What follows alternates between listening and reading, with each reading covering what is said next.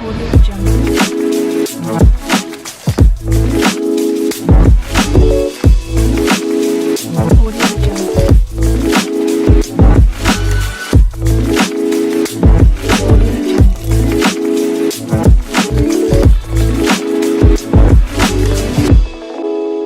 Audio Jungle. Audio Jungle.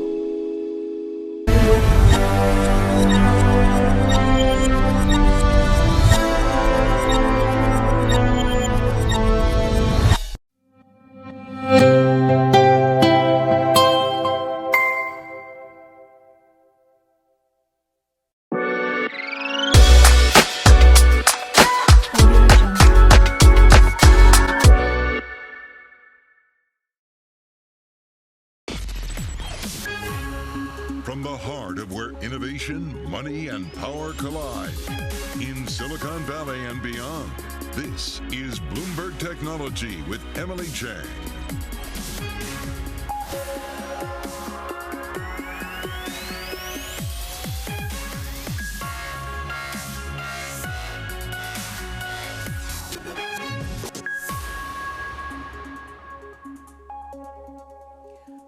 I'm Emily Chang in San Francisco, and this is Bloomberg Technology. Coming up in the next hour, Twitter starts to ban people who impersonate others. Musk saying to vote Republican. And some of the employees laid off last week, well, some are being asked to come back to the office. Plus, China's COVID policies are undermining Apple's plans. Our Bloomberg scoop on the plan to cut iPhone production by millions of units. And FCC Commissioner Brendan Carr thinks the U.S. government should ban TikTok.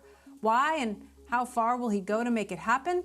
He'll join us to explain. We're going to get to all of that in a moment, but first I want to get a look at the markets. Tech stocks rallying for a second day, taking time to find their feet ahead of key U.S. midterm elections. Earnings season also continuing. Bloomberg's Ed Ludlow here with the big moves. Ed.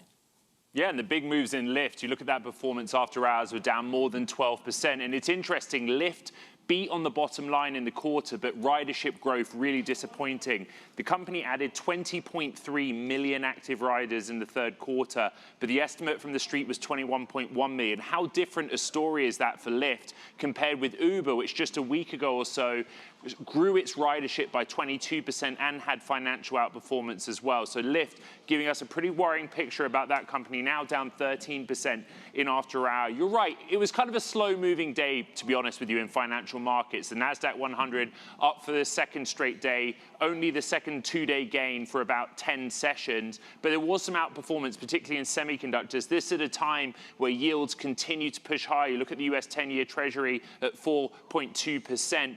And also Bitcoin. I actually posed this question on Twitter, so if you have a good answer to this, at me. But Bitcoin trading in this kind of narrow range for much of the last 2 weeks between 20,000 and 21,000 US dollars per token. Why? We've seen so much in the news flow, much from the Fed, earnings season, a lot of sort of nervousness across financial markets, but Bitcoin's kind of holding in this narrow range and pretty steady. There was a slew of technology news to digest on Monday as well. Separate and without any sort of hard news peg was Tesla, which was the clear laggard across technology shares, particularly on the NASDAQ 100, down 5%, closing at its lowest level since June of 2021. We'll dig into that later in the program. Apple actually closing up 0.4%. It had been lower for much of the session and on track for a sixth consecutive day of declines. That's following a Bloomberg scoop that Apple is paring back its iPhone shipment target by 3 million units this year, according to sources. Much of that to do with a weakness in demand for the lower-end handsets, but also the company coming out with a statement Sunday saying that COVID lockdowns in the Zhengzhou region, where Foxconn actually assembles much of the Pro models, is going to impact the supply side of this equation. And then you look at Meta Platforms, up 6.5%, having its best jump since July after a media report that we're on track for actual layoffs to come out of Meta this week. I think you've got more on that story. We do, Ed. Thank you. In addition to that, Twitter asking some laid-off employees to come back and beginning to permanently ban users who impersonate real people. Meantime, as Ed said, Meta reportedly cutting thousands of jobs as soon as this week. Bloomberg's Kurt Wagner joins us to talk about this more. And Kurt, of course, you've been very busy covering both Meta and Twitter. Let's start with Meta and get that out of the way. Is Meta planning to lay off thousands of people this week? What do we know? Yeah, I mean, the company is obviously not confirming anything, but pointing people to what Mark Zuckerberg has said previously on earnings calls, which is that they are planning for cuts, right? And that this is something that he's also told employees at an all-hands meeting just a few months ago, is that the company is going to look a lot smaller at the end of 2023 than it is, right now in 2022, right? So all of those things seem to suggest that something like this is coming.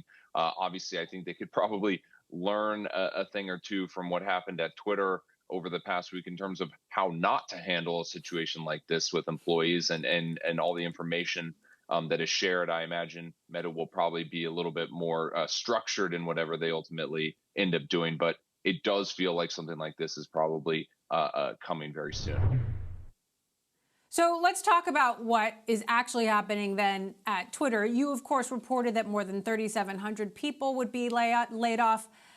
Has that happened? Have all of those people been told? And is Elon Musk really trying to get some of those people back? And if so, how many? Yeah, so there were massive layoffs that started kind of Thursday night of last week. Employees started losing access to their internal systems like email and Slack and things like that. And on Friday, we saw the bulk of the layoffs happen. I believe the internal kind of employee, they tracked the number of employees at the company internally, and it's around 3,700, 3,800 employees right now, which was down from about 7,500 at the beginning of the year, right? So thousands of people have been cut in just the last couple days. And as you mentioned, Emily, yes, when you do something so drastic so quickly, there were mistakes that were made. There were some employees who were laid off who were done so accidentally. There were some who were laid off that the company then realized, oh boy, we actually need them. We need their expertise in the building. And so we're told that, dozens of employees were approached over the weekend and even heading into today about returning. I don't know of anyone who's actually accepted that offer. I think it's going to be a tough sell to convince someone who, was just fired to essentially go back to the company that just fired them, even if it was a mistake. Meantime, Musk has said there'll be an independent board focused on content moderation, but it looks like some users are already being banned for impersonating real people. Parody accounts, as you know, have been quite popular on Twitter for many, many years. Talk to us about what's happening here. Yeah, not just impersonating real people, but impersonating Elon Musk, right? That seems to be the line that a lot of people are crossing. But what's interesting here is, Elon, when he was talking about buying this company, he said he didn't believe in lifetime bans, right? That was sort of part of his thing. He was like, when I get in, I'm gonna remove these things. He's taken a softer stance since then, and said that he's going to review these with sort of an outside counsel. We don't know who's on that counsel. We don't know if they've actually had any conversations yet. But it is interesting that he's sort of kind of crossing this line here and saying, hey, if you're impersonating someone, we're going to boot you. I have to imagine, this is coming from a lot of the pushback he's getting on this blue check verification process we've been talking about, Emily, which is where if you pay $8 a month, you're soon going to be able to have kind of that blue check mark next to your name. Historically, that's been to verify that you are the actual person who you claim to be on the account. But now it seems like you're just going to be able to buy that check for the $8 without any actual verification of your identity. So that's probably why he's now trying to get ahead of people who are impersonating both himself, but presumably other, famous or well-known users. And then last quick question, because I just have to ask, he is now encouraging voters to vote Republican and also went to great lengths to say he is a registered independent. He's voted entirely Democrat until now. Why is he going this far?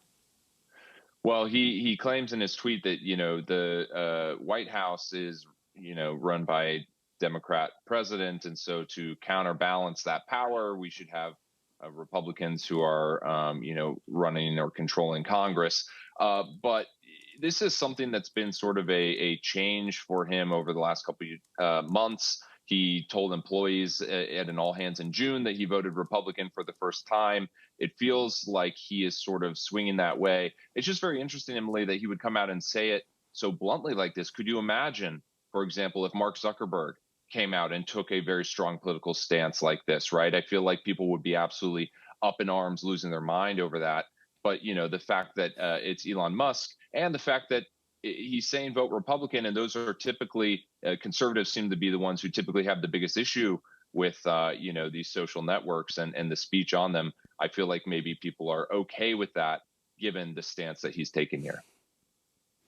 Right. It's wild indeed when you put it that way. Okay, Bloomberg's Kurt Wagner, thank you. We'll continue to follow your reporting. I do want to dig into another Bloomberg scoop from this weekend. Apple expecting to make at least 3 million fewer iPhone 14s than originally planned for the year. Our Mark Gurman broke that story, joins me now. Mark, why is Apple making these production cuts?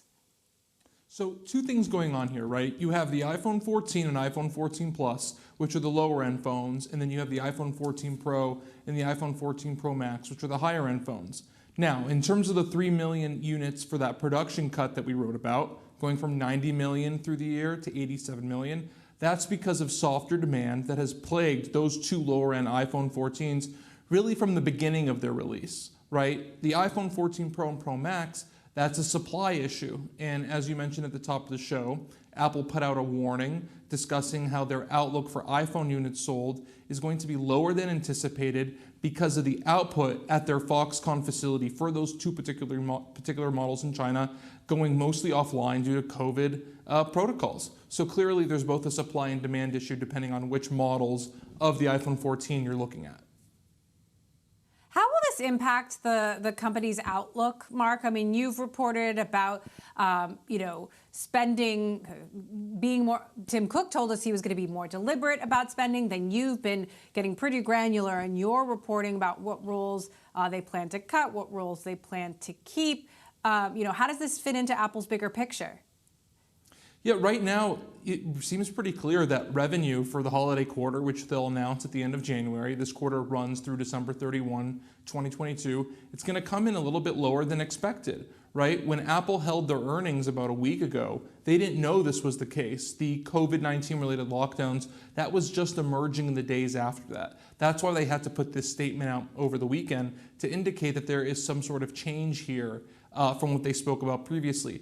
Now, the good news for Apple from a financial regulation standpoint, they didn't give any formal guidance. They didn't say our revenue is going to come in between X amount and X amount.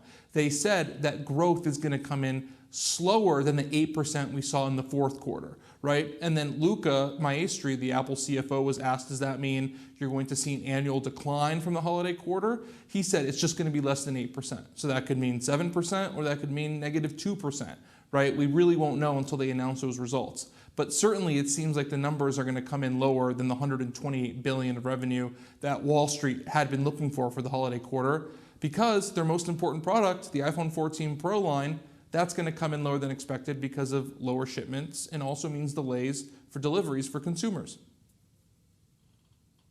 All right, we're going to continue to follow your reporting on this, Mark. Thank you so much for all of those updates. Bloomberg's Mark Gurman, lots to digest. Meantime, the CEO of the tech identity giant Okta joins us to talk about how the looming recession is impacting sales and his thoughts on Elon Musk's take on verification. Next, this is Bloomberg.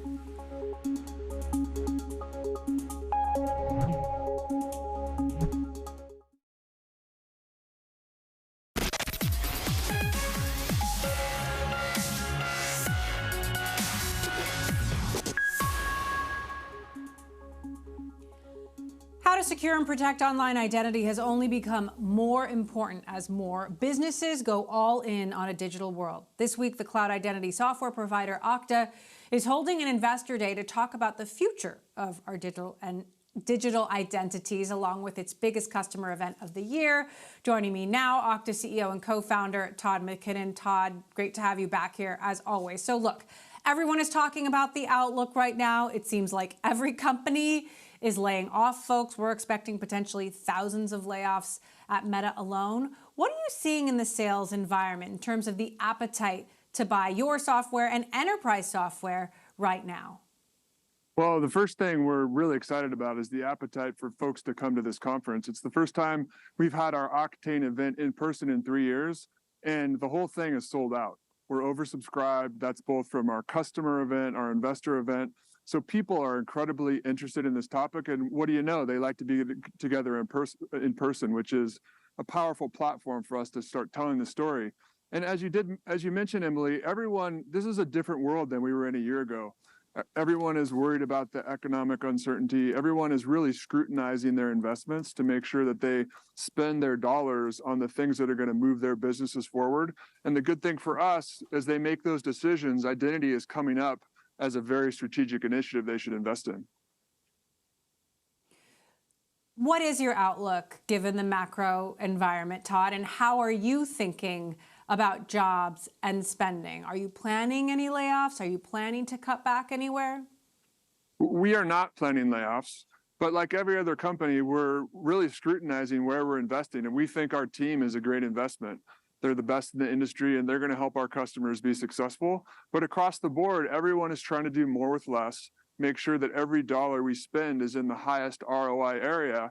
And what you see from our customers is that they're getting a huge return on their investments in identity. It's not just for security, and it's not just for IT productivity, it's also for customers. They can build better customer relationships, they can drive new revenue channels, and that's what you want to do when there's a time of economic uncertainty. You want to make sure you cut costs and have good investment in terms of what you're spending your money on, but you also have to drive growth, because a lot of times that's when you can get ahead of your competitors. When they're cutting back, you can invest in the right areas and move forward. Meantime, digital authentication services are still a huge prize for hackers, of course. We've talked about the hack that Okta had to deal with earlier this year. Twilio also dealing with one as well. How would you say the threat level has changed, and what are you doing to stay on top of it? Well, one thing that doesn't change is that whether there's economic uncertainty and how people are thinking about investments, the risk from security breaches and the regulatory overview that comes when there's a security breach and the cost that puts on companies, that is consistent. That's always there. So companies have to invest in their cyber posture, and they have to make sure they have a great foundation to keep everything secure. They, of course, have to make sure they're spending the right investments and getting the best innovation for that money. But cybersecurity is something it's recession resistant.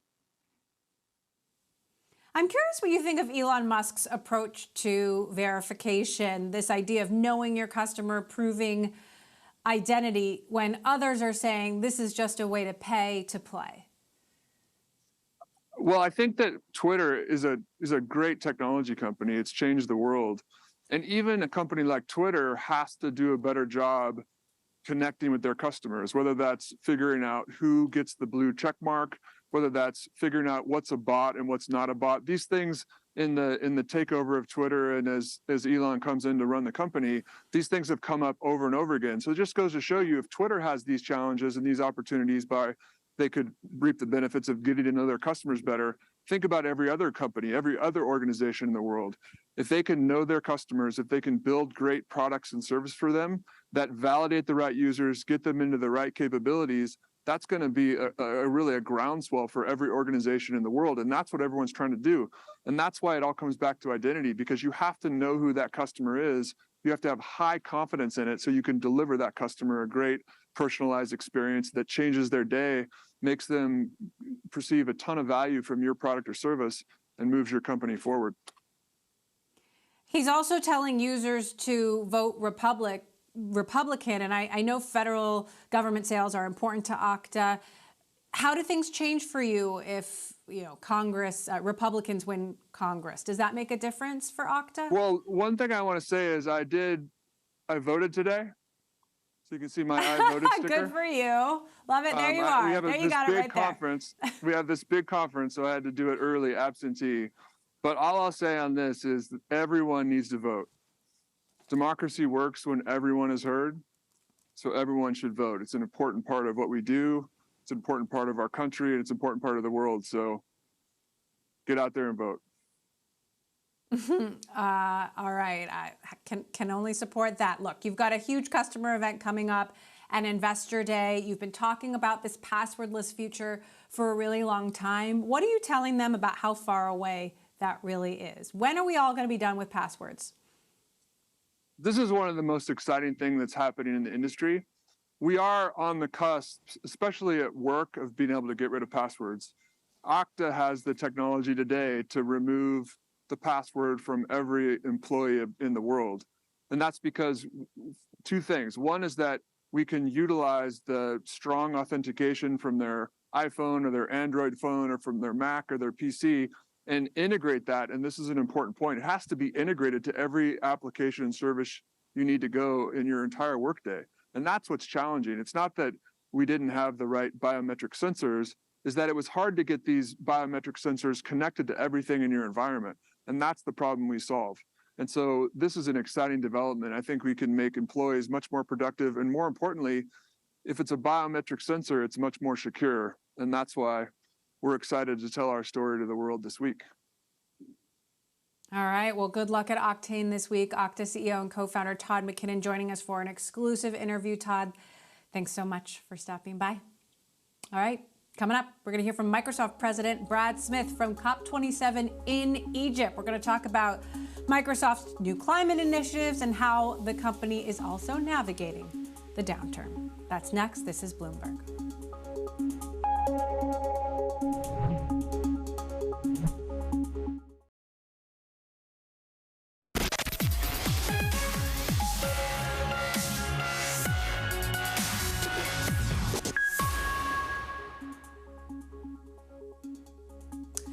The COP27 summit is underway in Egypt, with this year's event providing a chance to re-inject momentum into the energy transition. Heads of states and governments all in attendance, as well as major companies like Microsoft, which plans to be carbon negative by 2030. I caught up with Microsoft President Brad Smith. Take a listen.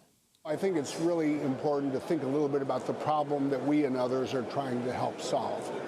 So much of the work that is needed, especially to adapt to climate change, really involves better use of AI, more data, better predictive modeling. You look at predicting wildfires, whether you're in the United States or India or in Africa.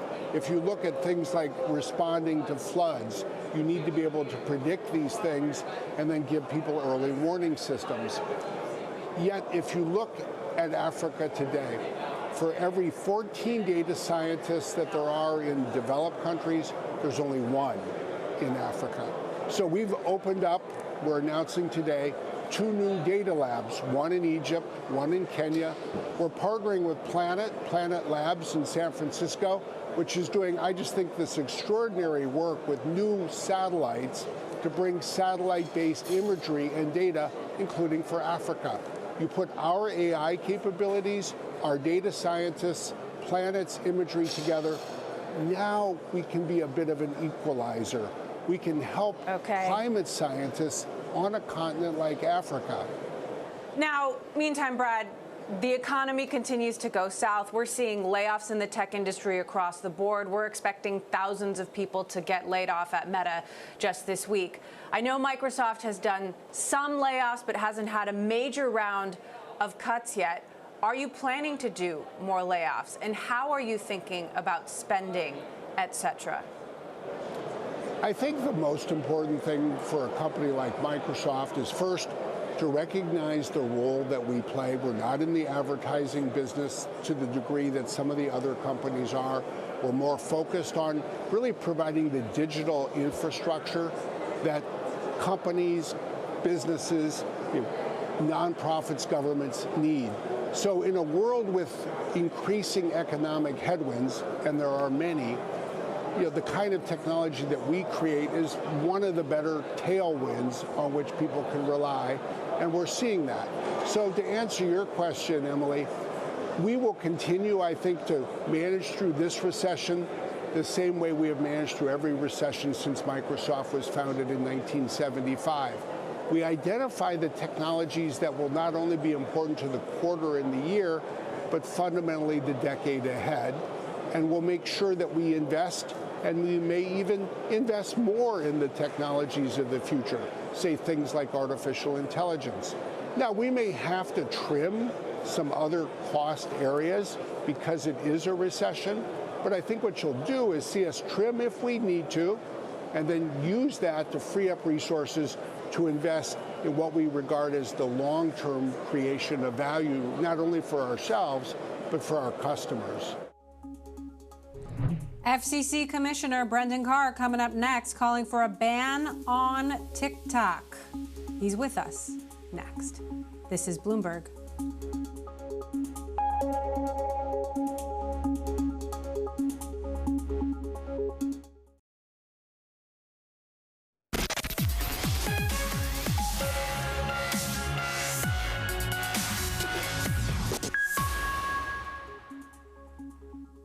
Welcome back to Bloomberg Technology. I'm Emily Chang in San Francisco.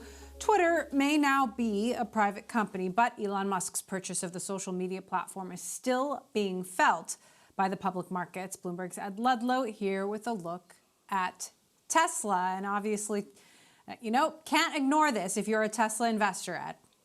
Yeah, you can't. I mean, the stock is down almost 50% on a 12-month basis. It's at a 17th month new 52-week low, down 5% during Monday's session, worst performer on a points basis on the NASDAQ 100. And clearly there's a Twitter overhang, right? I think one of the numbers that jumps out at me is that Tesla shares are down more than 12% since October 27th, when Musk closed the deal to buy Twitter. In that time, the S&P 500, the main gauge of US equities, is basically flat. And there's a lot of discussion in the market about what is going on here. A big part of it, if you come with me as my Bloomberg Terminal M, it seems to be key man risk. That is, we know from Twitter, for anyone that's paid any attention to the platform in the last 24 hours or the last few months, Elon Musk is tweeting very regularly. He's kind of very focused based on the reporting that Kurt Wagner and I have done on this platform and its future. And there's concern out there from Tesla shareholders who have voiced this concern on the platform that he's distracted being away from Tesla. There's less of a conversation now about the concern of him selling down more of his own Tesla shares in order to finance the Twitter deal, because of what we know, what he did both on the debt and on the equity co-investor side. But clearly there's an overhang here, and it's just strange to see such poor performance in Tesla stock, both in the short, medium, and long terms. Ed, this is sort of a perennial question, but I wonder if the answer to it is changing. Is Tesla a tech stock, or is it a car stock? And how are investors thinking about it? I will take a perennial question from you any day of the week. I mean, it is the question. 50% of the sell-side analysts that cover Tesla do so from a sort of classic automotive perspective. Many treat it as a higher multiple tech or software play, right? Because much of its valuation in recent years has been based on the future promise of full self-driving. Ultimately, I look at the fundamentals, right? This is a stock that trades at 47 times forward earnings. If you compare with General Motors, for example, that's a stock that trades below 7 times forward earnings. At 47 times forward earnings, that is a stretched multiple stock in anyone's book. We've talked a lot about NVIDIA, for example, trading at 30 times forward earnings. That's nowhere near what Tesla's at right now. So that's not a definitive answer to the question. I'm sorry to sort of bat you away, but it depends how you look at it. If you look at the fundamentals, Tesla does not trade like a legacy automotive name. All right, Bloomberg's Ed Ludlow, thank you as always. More perennial questions to come. Okay, coming up, how midterm voters will impact crypto regulation. That's next. This is Bloomberg.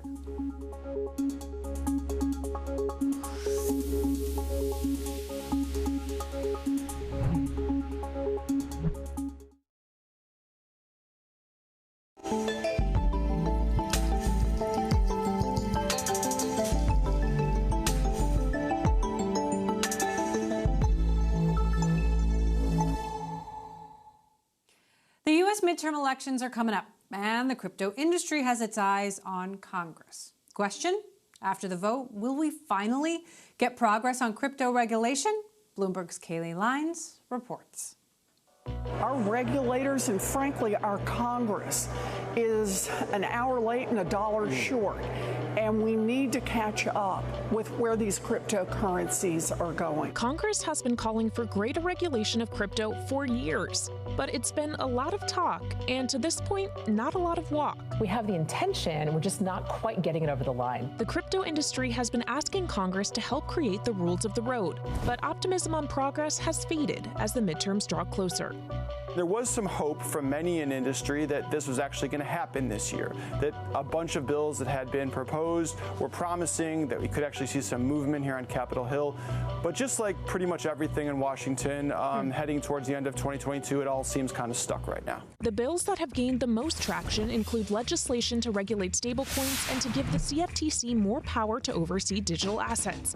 But success on those initiatives will have to wait until after the midterms. I think both Kirsten and I believe that the bill in one piece as a total bill is more likely to be deferred until next year. It's a big topic, it's comprehensive, and it's still new to many U.S. senators. It's a lot for them to digest with the few remaining weeks we have in this calendar year. Big names in crypto like Sam Bankman-Fried, the billionaire founder of FTX, are also trying to make change with their dollars, emerging as influential political donors. While he says he's motivated primarily by pandemic prevention and wants to support candidates who will prioritize that, he also has been pushing the regulatory agenda. I have a duty as a member of the industry to try and get us regulated, to try and move the industry in a more responsible direction. And I think that requires engagement. I think it would be irresponsible for me not to engage, with Capitol Hill, with regulators. And the things that I've been arguing for are more regulation for the industry. I think that's what's right for the country. Bankman-Fried is the fourth largest individual donor this midterm cycle and has made about $40 million in political contributions this year. He has said he could give even more in the 2024 race. I think that you're going to see more people pushing into politics because now the interaction with DC is going to be one of the main drivers of whether enterprises are able to grow and operate successfully. Bloomberg's Kaylee Lyons with that report. Coming up, Election Day almost here, and working women in the U.S. want to be heard. We're going to talk about all that and more with the founder of Girls Who Code and the Marshall Plan for Moms, Reshma Saujani, next. This is Bloomberg.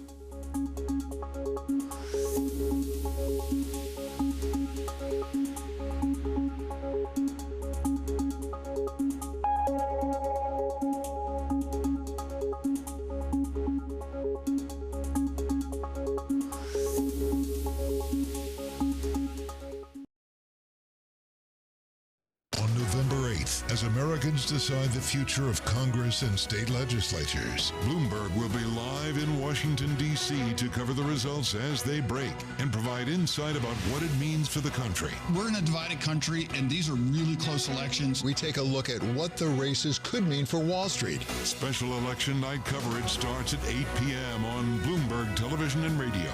And tune in to Surveillance live from D.C. at 6 a.m. on Wednesday for the latest overnight. This is Bloomberg.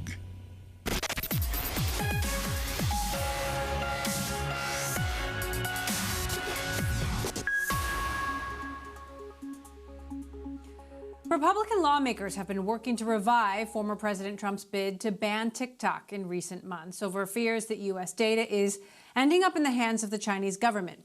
Just last week, FCC Commissioner Brendan Carr told Axios that TikTok should be outright banned. He joins me now for more on this. Commissioner Carr, thank you as always for taking the time. You said specifically you don't believe there's a path forward for anything other than a ban, which is a step up from what you've said in the past. Why take it that far? Look, it seems almost every week there's a new leaked material coming out of TikTok that just really eviscerates the trust. And at the end of the day, the national security agencies have been working on what's known as Project Texas, which is to move a lot of TikTok's operations to Oracle servers here in the U.S., and that's the response to national security concerns. The problem with that is there's a new report about 10 days ago from Forbes that had a TikTok official out of L.A. having an unusual outside business hour meeting where they were asking another TikTok employee detailed questions about the location and other details of those Oracle servers. We also have leaked materials from a DC TikTok official that said once that Project Texas is put in place, it remains to be seen if Beijing can still get access to U.S. user data, because at the end of the day, these are their tools that they built in China. So if TikTok isn't sure that these new protections will safeguard U.S. user data, then I don't think we should be so sure either. Now, you don't have the authority to ban TikTok. So what are you hoping to accomplish with this assertion? Yeah, that's right. This isn't like Huawei or ZTE or China Mobile, where we at the FCC had federal funding at issue or FCC license at issue. But what I gained from all those cases was some insight into dealing with companies that have ties back into communist China and sort of malign data flows. And so I'm happy to sort of bring that expertise to bear and talk about it. But the reality is this is broad and bipartisan. You've got Senator Mark Warner, a Democrat chairman of Senate Intel, who looks at a lot of really interesting security briefings every day. And he says that it is TikTok that scares the dickens out of him. You have just last week, Democrat Chairwoman Schakowsky in the House. She wrote a letter with Republican Bill Aracas to Apple and Google saying, we're concerned about your continued inclusion of TikTok in the App Store. So this isn't just about me. This is about broad, deep, bipartisan concern that's being expressed. And you're right. This ultimately, I think, in the lead is going to be Treasury, which has the CFIUS process.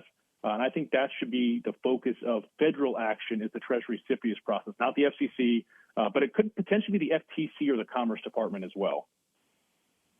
So what do you hope to come out of that national security agreement with TikTok that we have at this moment? You know, I've been open, at least theoretically, for a while, that there is some agreement that's put in place that addresses national security concerns. But there was a New York Times piece a couple weeks ago that said there's a tentative deal that's been put in place, or a draft deal with TikTok, but then it had multiple high-level sources in the Justice Department saying that the number two in the DOJ is concerned that that tentative deal isn't tough enough. And so I think we have to be very careful here going forward that we're not allowing data flows back into China, because it's not just about espionage and foreign influence, but we're also feeding China's AI. And AI can be used for good or it can be used for bad. And the PLA and the CCP have set a goal of dominating AI. So I'm very concerned about us sending data back in a way that's going to improve and make that AI effective for nefarious purposes. So the question is, how far do you take this? Should companies like Meta, Alphabet, Apple have employees in China, in your view, at all?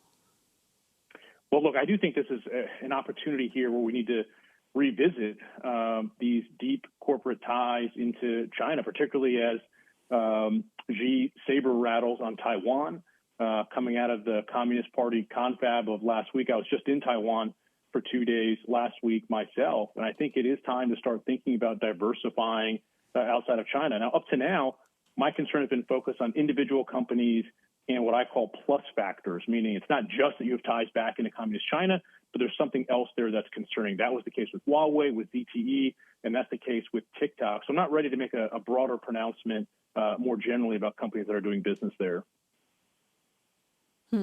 Now, we've got a midterm election happening in a matter of hours, and I'm curious what your hope is for, a new Congress, along with FTC Chair Lina Khan, to take action or not on big tech over the next couple of years? Well, actually, election, obviously I sort of leave it to the American people to make their decisions there, particularly by the Hatch Act. I'm not in a position to make sort of partisan comments there. But what I'll say is, generally, I do think it's important that we find some alignment, Republicans and Democrats alike, on addressing, outsized abuse of corporate power. And I do think we're starting to see more and more bipartisan interest in that topic. And I would always look forward to find partners on, both sides of the political aisle to drive towards that result. And again, when it comes to TikTok in particular, my sense is that the tide is moving out on TikTok. And again, you see almost every week new letters from new bipartisan members of Congress that are focused on this issue. What's the latest on the plan to ban all Huawei and ZTE telecom equipment from the U.S. market? Is the FCC going to be voting on that soon? we're making really good progress. A couple of years ago, we voted to withdraw all future funding for Huawei and ZTE equipment, and we're right now funding the ripping and replacing.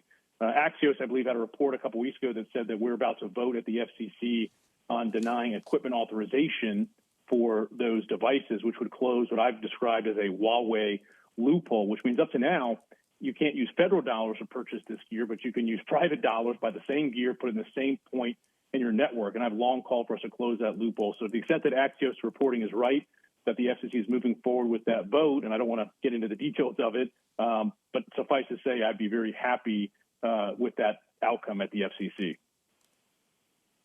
And quickly, at the FTC, what are your thoughts on the actions that Lina Khan has taken so far?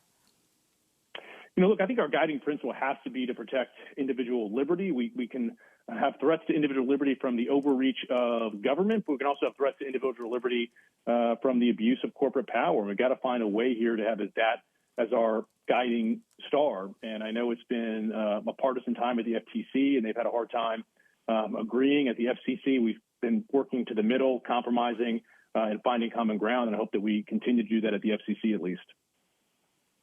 And last quick question, what's your response to the changes that Elon Musk is making at Twitter thus far? Do you like what you're seeing? Yeah, I'm hopeful. I'm hopeful that we end up with protecting a widespread of political views. At the end of the day, I think these are the modern version of the digital town square. But I don't think we need to just rely on the benevolence of Elon Musk or any other billionaire to come in and purchase a platform. That's why I've had it my position for years now. We need some pro-speech guardrails. So let's protect political speech. Let's make sure there's not discrimination against it. Let's push for user empowerment, transparency, accountability. So while I'm hopeful that Elon Musk bends Twitter's content moderation towards a diversity of views, I don't think we should rely on that alone. I do think we should put regulations in place that are going to protect political speech in the digital town square. All right. FCC Commissioner Brendan Carr, thanks so much for stopping by. Appreciate it. Meantime, millions of mothers have left their jobs as a result of the COVID-19 pandemic. The cause? Inadequate childcare. That is why Girls Who Code founder Resma Shahjani decided to come up with the Marshall Plan for Moms, a nonprofit that has helped pass landmark childcare legislation in New York and is working with big companies on employer-sponsored childcare. She joins me now for more. And obviously, Reshma, I have to ask you about the midterms, which we are now hours away from. Which races are you paying the closest attention to, and why? All of them. I mean, this election is the most important election that women have seen. Following the Dobbs decision, women have essentially become second-class citizens in America. And, we have a lot of extremists on the ballot, a lot of candidates, on the right who want to restrict our rights even more. And so what happens in Tuesday is going to fundamentally change the lives of American women. How concerned are you about misinformation, given I know that you have pointed out the voices of women, especially, have not been heard? I mean, I'm very concerned about misinformation. And I think it's something that it's critical that a lot of my students, for example, are working on. And I think the comment that was just made, by the commissioner and seeing what happens, with Twitter and with Elon Musk taking over Twitter to make sure that we continue to root out disinformation and that everybody has access to fair and just and reliable information is critical. That was my next question. I'm curious what your take is on the direction that Elon Musk has taken Twitter thus far, and how free speech can be balanced with safety and security and healthy dialogue. I'm watching it, Emily.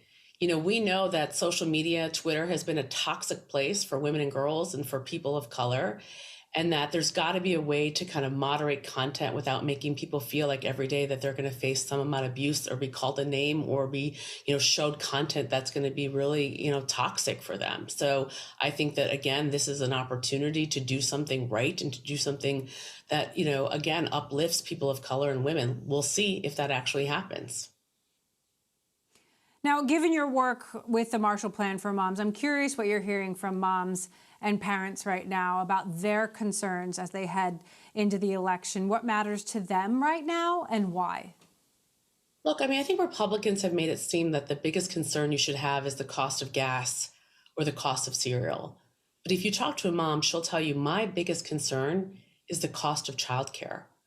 40% of parents have gone into debt because of the cost of childcare. The cost of childcare is outpacing the cost of inflation. It is literally the most expensive line item for families. And the only party that's tried to do something about it is Democrats, through the Build Back Better bill. So, mom's got to be paying attention. Mom's got to be voting on Tuesday. And, we got to be making sure that we're pushing an agenda that is going to put families first. And if we want to say that women in the workforce are not just a nice to have, but a must have, then we have to make sure that we're providing affordable childcare. And that's what we're doing at the Marshall Plan for Moms with our National Business Coalition for Childcare. We can't wait for government to do the right thing. We can push them to, but in the meantime, we have to advocate for subsidizing childcare in the workforce. You recently went toe-to-toe with a parents' rights group that banned Girls Who Code books. And I'm curious if you can share some context on that. And what do you think it tells us about the state of America? I think it tells us that they were coming for our bodies and now they're coming for our minds. I mean, Emily, I woke up to a headline that Girls Who Code books had been banned in Pennsylvania. And it wasn't just Girls Who Code books. It was books about Grace Hopper, books that were going to get girls an opportunity, girls of color, an opportunity to be everything and anything. What is happening in schools right now, what is happening in terms of the school board fights and the culture wars is critical. And we have to start paying attention. Again, I cannot stress this enough. We've entered this period of forced birth where our reproductive rights have been taken away. And I am shocked to see what they are trying to take away from our girls.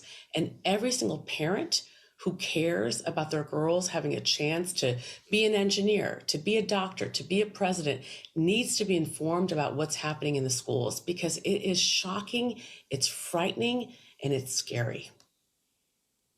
How much progress last quick question, is actually happening in the schools? You founded this company to get more girls to learn how to code.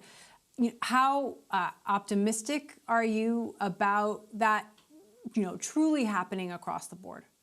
Listen, Emily, COVID was devastating, for kids, especially for kids from underserved communities. I saw so many of my students who are on their way to learning computer science had to drop out of college or not go to college because their moms were essential workers and they had to take care of their siblings.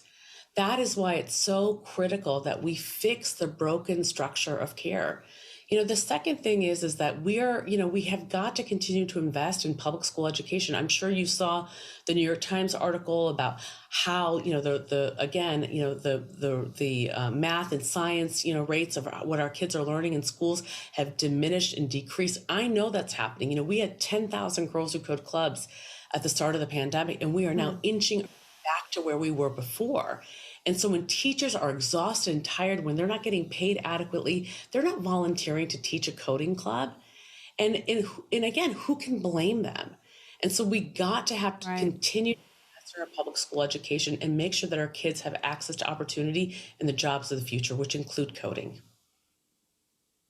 Resmaa Shaujani, thank you for your advocacy for Girls Who Code founder. Appreciate you stopping by. And that does it for this edition of Bloomberg Technology. Coming up on Election Day here in the United States, we've got an all-star lineup, including Lyft's President John Zimmer. He'll be talking about Prop 30 and the future of the gig economy and so many other important guests. And don't forget to check out our podcast wherever you get your podcasts. This is Bloomberg.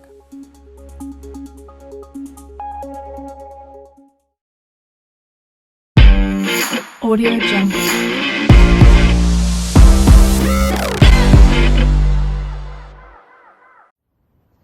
The Samsung Neo QLED 8K TV featuring incredible color volume with 8K AI upscaling powered by 20 neural networks on an impossibly slim screen is the kind of TV that's so visually astounding, so unfathomably well designed, it has to be seen to be believed. Don't believe me?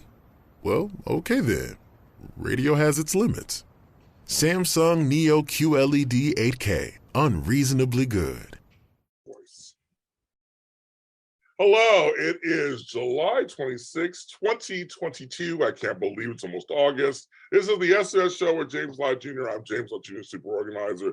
It's almost August. I really don't know where the time has gone.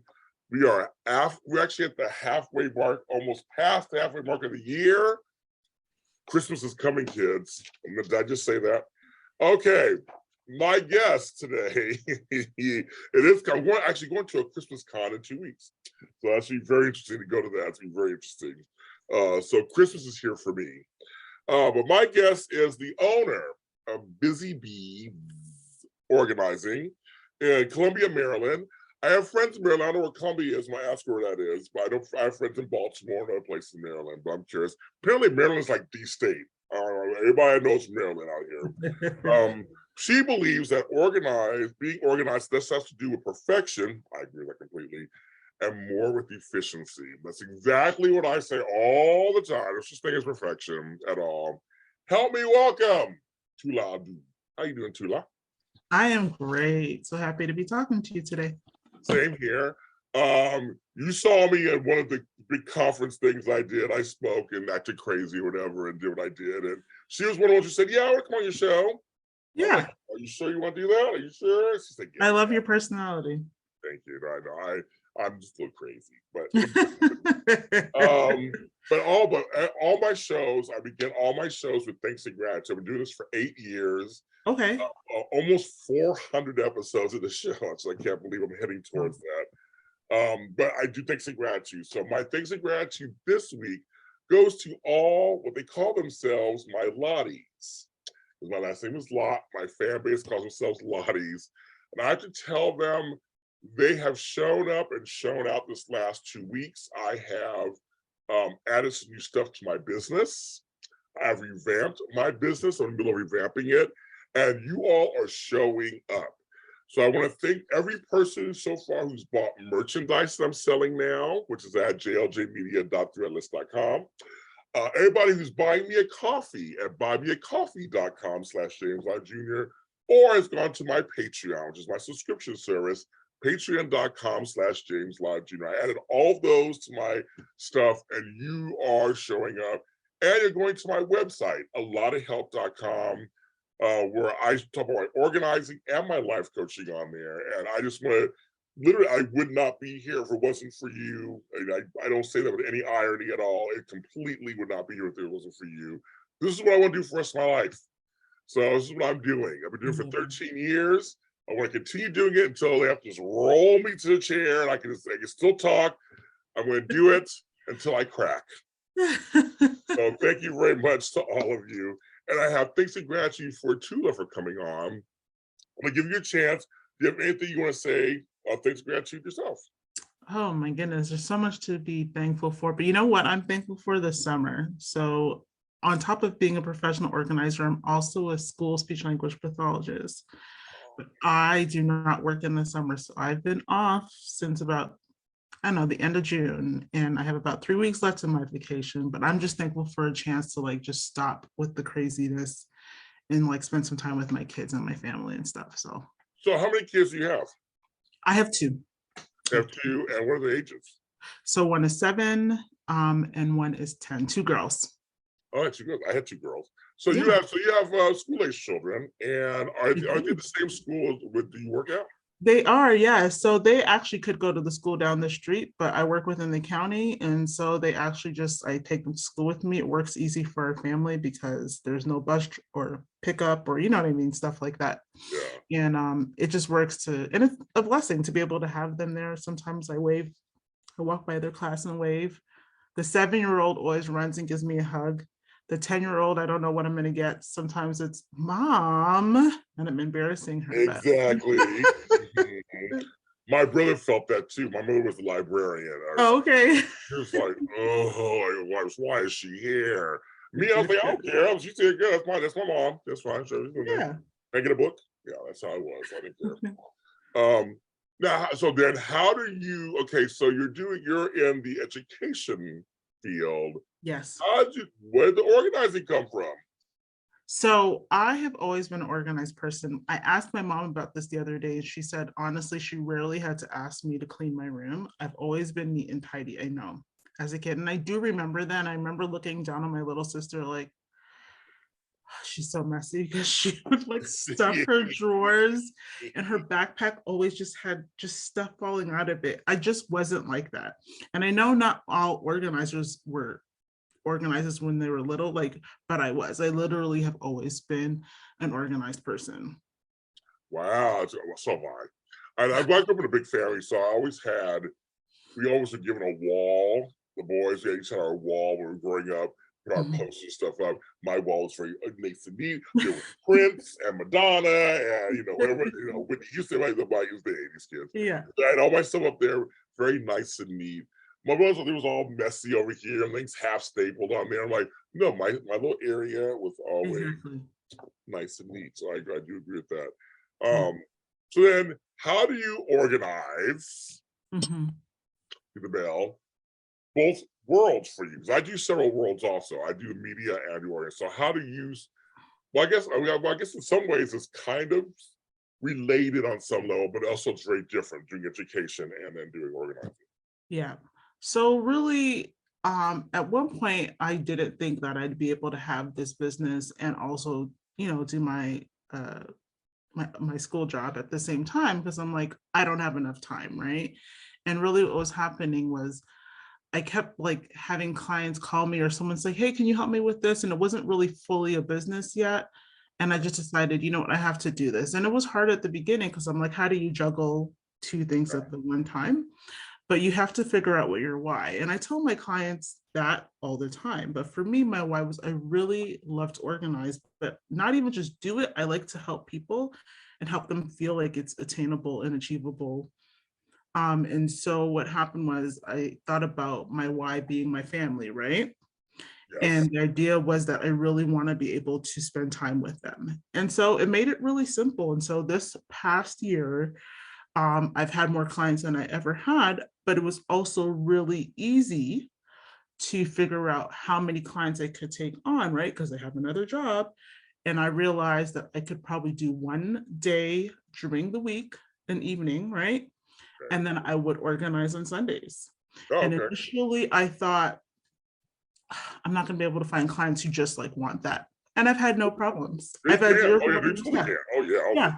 They're like, oh, that's okay. I'm like, I just want to let you know, I mostly do everything on Sundays because Saturday we spend a day as a family. And it goes back to my why.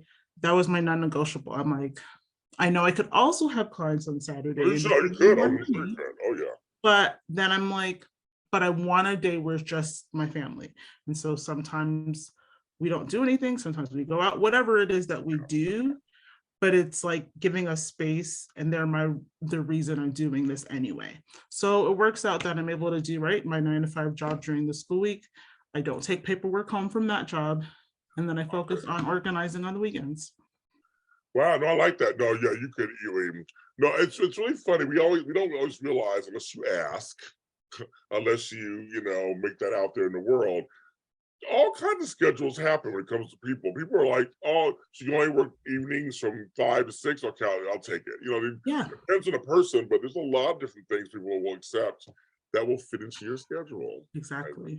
But yes, I'm sure you'd be busy all weekend. I'm sure you get clients on Saturday too. And that's the thing. See, it sounds like to me, you're not chasing the money. I'm not. You can't. That's never great. Okay, of course you want to make money. No, you get paid. Right? But the point is, like, you have to figure out what the other things that you're chasing are, or when you just chase the money, it's going to be a headache. And it was so easy because I would sit down at the beginning of the month and be like, how many clients can I take? Oh, this Sunday, like I knew, for example, when June came, in June in my life every year, and it tricks me every year, we have my husband's birthday, my daughter's birthday, the end of the school year, the kids had a dance recital. So then my daughter's birthday party, like it was just crazy. And so I had less clients in June, for example, but because I wasn't chasing the money, I wasn't scheduling people and having to cancel or trying to squeeze people in. I was like, I guess I'm just not really available in June. And it was fine. Yes, I agree. I'm the same way. I'm just like, okay, here's the month coming up. these are things I have to do. These are things I want to do. Yeah. And then I fill it in. And I've been doing that recently too with my business. I've been like tailoring it more to what I want to do. And that's the thing. And if someone can't make it happen that way, well, then we'll keep working till we can, or it just doesn't happen. I'm like, there are very few times I will change. Every once in a blue moon, something emergency-wise will come for somebody and I'll do it. But most of the time, because you're teaching people how to treat you in your business. Exactly. And what's the point? I also said to myself, like, what's the point of having your own business? It's mine and I can't do it, right? The way that I would like to do it. I got to do it what works for me. So, yeah. Yes. That is something I want people to take away from this. They don't take anything else away from this episode.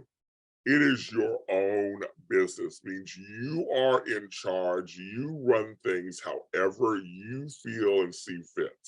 Yeah. That is something, like I said, if we chase the money or defer to the clients all the time because we're afraid of blank, blank, and blank, it becomes their business. Exactly. It's not your business. No.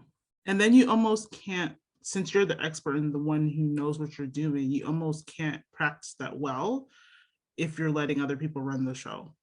And so, and I think like in today's age, especially on social media, where it's so easy to see how people are running their business, when you're a new entrepreneur, you almost think like, well, there must be a book that tells me exactly how you have to do it. But you realize eventually you have to start adapting. And that's what I had to do. Like, hey, what works for me, right? Because there's no point in me having this business and I'm exhausted and grumpy about it. It's mine, so I get to do with what I want. And then you can clearly communicate that to your clients. Yes. I do have 3 books on how to be an entrepreneur, but my books are this. No, but my books are this. My books are very much about freedom of choice. Me and my co-writer just talk about our experience. I like that. Like I do in the speaking gigs I do. I just tell you my experience. I'll tell you what I found. Yeah. It's up to you to cherry pick what you pick out of it and go, Exactly. that works for me, or I'll try that thing, or I'm not gonna, that's not really for me. I'm not gonna do that. I mean, I'm not a one size fits all person. Because So it doesn't work for anybody. Yeah. No, it sure doesn't. Yeah. But I just want people to know that it's your business. So you tailor it however you want. You can take advice and listen to people, but ultimately it's for you. But when it comes to your clients and stuff, you have to stick to your ground sometimes. I raised my prices recently. Oh, good for you. Yeah, if they can see it, I like that. Thank you. And I thought I hadn't raised them in 3 years since COVID. I just hadn't done that. I didn't. Everybody's money was funny. LA was crazy out here, so I didn't do as much organizing. We were locked down all the time. Yeah. And COVID's rampant again out here. So I'm doing very little in-person organizing. But after 3 years of no raises, that you long-term clients knew every year always raising a bit. Mm-hmm. But now I'm catching up to what it is, and I'm doing less organizing in person. Yeah. So I want to make it for myself. If I'm going to leave the house and be around COVID and monkeypox and all the crazy stuff that's going on out there, make it worth my while. It has to be, yeah. And also understanding, I think we trick ourselves to like, well, maybe it's not that valuable of a service, but you know that it is. I have so many people. I mean, even my own sister, she asked me, she was having a baby. She's like, can you please come to my closet? It's a mess. And I just want it to like be put together before the baby comes. And after I did it, she was like, I never would have done this. Right? And how many people say that, right? And that's because they don't know how to do it, right? And so you have to like, that's one thing I've had to learn as an entrepreneur. The service you provide is valuable. And maybe there is someone who can't afford it, right? But that doesn't mean your service is not valuable. That just means we all have things we can't afford. I'd love someone to come remodel my bathroom right now. Okay. No, and seriously, and the thing is, for me, I've been in business 13 years. So I think whatever I choose to do, I'm worth every single penny. Yeah. And you're right. There are a lot of folks, especially, and for me, I work with a lot of African-American and Latino-American clients. They just don't know this is a service. I know. They know housekeeping, they know gardener, they know electrician, they know plumber. When I say organizer, they're like, well, what do you do? And then when I do it, after that first time, like, oh my God, I see my floor again. I didn't know this was something. I'm like, that's the point. We kind of have to show them that we're just as important as all these other concierge businesses out there. Yeah. And I think that's hard to do. You're right. I definitely find that like in our community that they don't know about it as much or what that looks like for them. Right. So for example, one message I talk about a lot is you don't have to have the biggest house, for example, for it to be organized, right? Because I have a client who called me once and she's like, my house is like literally 900 square feet. I said, okay. Yeah. Right.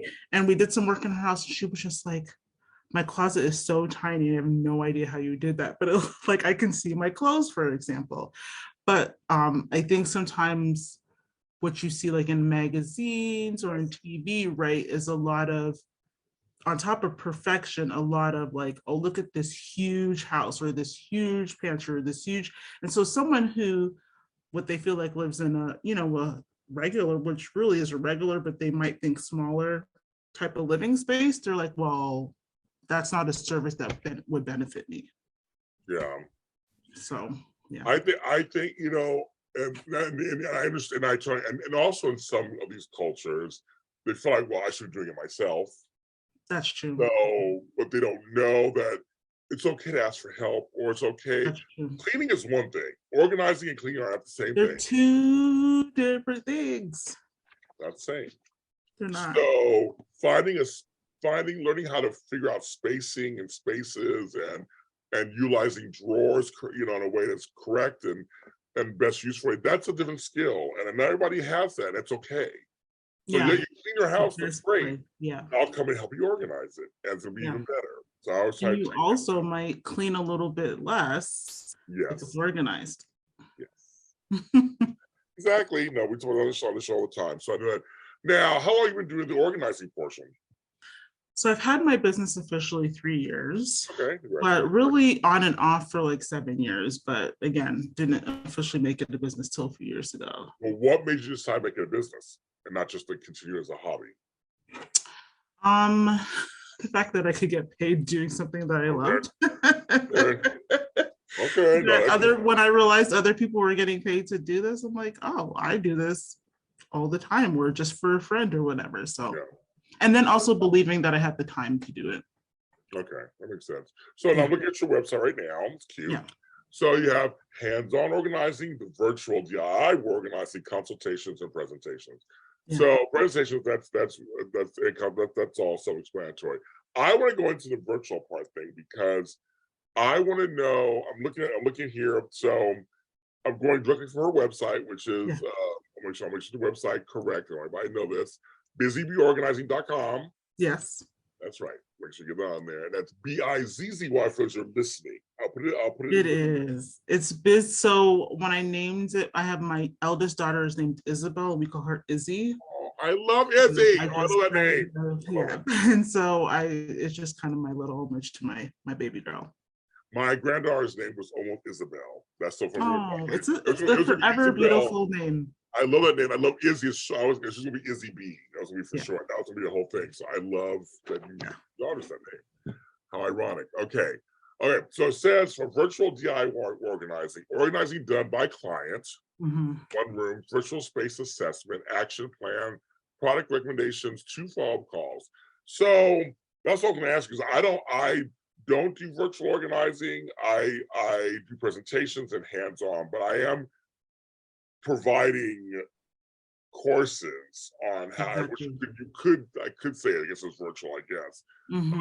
How has that been for you doing the virtual organizing stuff? So the virtual organizing was really helpful, especially during COVID. I think that it's a challenge. It's really great, but can be challenging at the same time. It depends on the client. Because and that's why I say a lot at the beginning, like you will have to do the organizing, and some people just aren't there yet. Yes. And they find it really overwhelming. One thing I've learned from doing it is I have to spend some time on camera with my client decluttering. Okay. And that has helped a bit. So I'm like, take it all out. And they're like, even if it's just a shelf, I'm like, okay, you're gonna do this tiny closet, take one shelf out. And they're like, you want me to take it? I'm like, yes, I want to sit here with you. But what I'm able to do is to help them look at what that declutter process looks like. Because if I verbally tell them what it looks like, that doesn't really help them, right? But when they're able to do it with me virtually, they're like, oh, okay. And when it doesn't take as long as they thought it would take at the same time, and they kind of have an idea of like, well, I'm either going to put this in donation or to trash or whatever. They're like, okay, I kind of feel like I could do this on my own. So that's the key sometimes, that you're still there. Quotes. Yeah. I wasn't doing that at first, and I realized like I would give them homework and it wouldn't get done. Right. That makes sense, guys. That's my thing, because a lot of my clients couldn't do it. They just physically can't do it. For other, I have a lot of older clients who can't do it. But I have some that could. And I'm thinking, there are some that could possibly do it. They were like, they're already kind of organized on their own anyway. A lot of times I'm there as a cheerleader. Yeah. What we do, and kind of get some motive because I'm there. I've heard clients say to me, knowing I'm gonna have you for this 3-hour period once a week, that's when I know I will get stuff done. Yeah. Because you're in the room with me. Because you're here, yeah. Interesting. So I learned a little something. I learned something today. Like, that's an interesting thought. Because COVID, I mean, how was COVID back there for you guys? I know I hear it's very different out here, but how was it out there for you guys in Maryland? It was the same. I mean, I still actually remember the date. It was March 13th when the school shut down here. We all have our day. Ours was March 17th. We all have our days. Yeah. And everybody was whispering, and we were going to have spring break soon. And they said, they're just going to close until spring break, because that year spring break must have been around Easter. I don't remember. Yeah. But they're like, we'll just close for a couple of weeks. And then after spring break, we'll decide. And then we all know we never returned. But pretty much it was, I like to say, so this might be contrary to what people believe, but I believe it was like, it was a blessing in some ways. Okay. I feel that as crazy as it's been, as tired as we are, my kids actually are here right now because their summer camp closed down due to COVID this week. Hey. The numbers were getting too high, and they're like, we're just going to close it for a week and resume next week and hope that things are better. So I'm annoyed by it still. I have friends and family, right, that have lost people to it. Okay, yeah. The other end, though, was I think we all collectively like exhaled and was like, we were just kind of like, we get to slow down, right? Because everything shut down. We couldn't go to the store. We couldn't do this. We couldn't do that. And we all realized, I think, that, man, we were kind of running and going at a crazy pace. So I do think the one blessing in it was it allowed us to all, as human beings, just reevaluate what was important to us. And that is my motto. Like, if you're my friend, you know that I'm always evaluating what's the most important to me, like right now at this moment, because what's the point if you're like exhausted again and like angry and I don't know. So yeah, I do think for me, it was just a nice pause. It was crazy though. I had a kindergartner who did kindergarten virtually. Like, there were crazy parts of it too. I feel bad for the parents. I'm sorry, I'm a grandparent, so I had to do all that stuff. I felt bad for your parents. I did. I felt bad for the kids because of the social aspect, because of what they were not getting because of that. Yes, exactly. But I know for the parents, I was like, I don't know math. I don't know. I'm like, how am I going to do anything to help these people? Because I know something we had to homeschool the kids because the school's just like, we're just not open. I know that.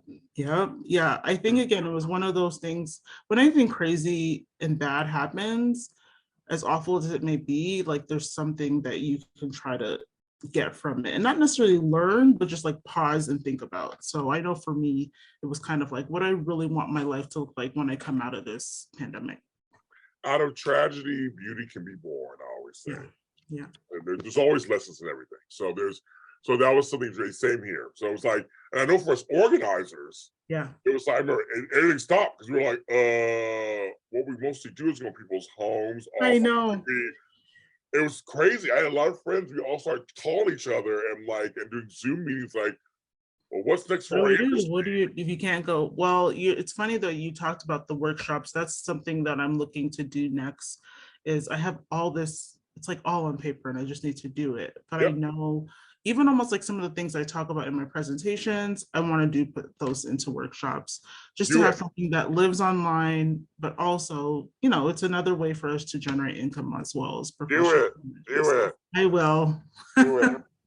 No, seriously, I'm doing it. It's been, and see, I was doing it pre-pandemic. I was starting the process. And then I had some in-person classes too. And of course, like I said, March 17th for me, and everything shut down. So we thought, oh, a couple of weeks we'll be back. And that's what I kept saying. And in LA, we were shut down. We were locked down for 4 months in LA. I think we're about the same here. Yeah. Or longer. It was crazy. And watching everybody, but here's the beautiful thing. We survived.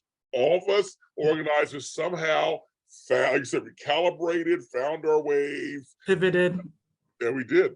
And I'm talking to all of you now. I'm like, we all can kind of chuckle about what happened 2 years ago, but like that was 2 years ago. Like we're here. You are here. Yeah. So I think it's wonderful. So what do you get out of being a professional organizer? What do you get out of it, Tula? I think I get the pleasure of helping people like where they live, like to really be happy with where they live. So my other motto is and I want to do over my website, so this is super clear because I've figured out what it is. Okay. But organize where you live is just my motto as an organizer. Again, and it comes back to like, well, hey, this is the home you live in, right? Even if you only plan there being 2 years versus 10 years, it's temporary. Like whatever the reason is, I love when I help clients and they have a space again that they thought just would forever look crazy.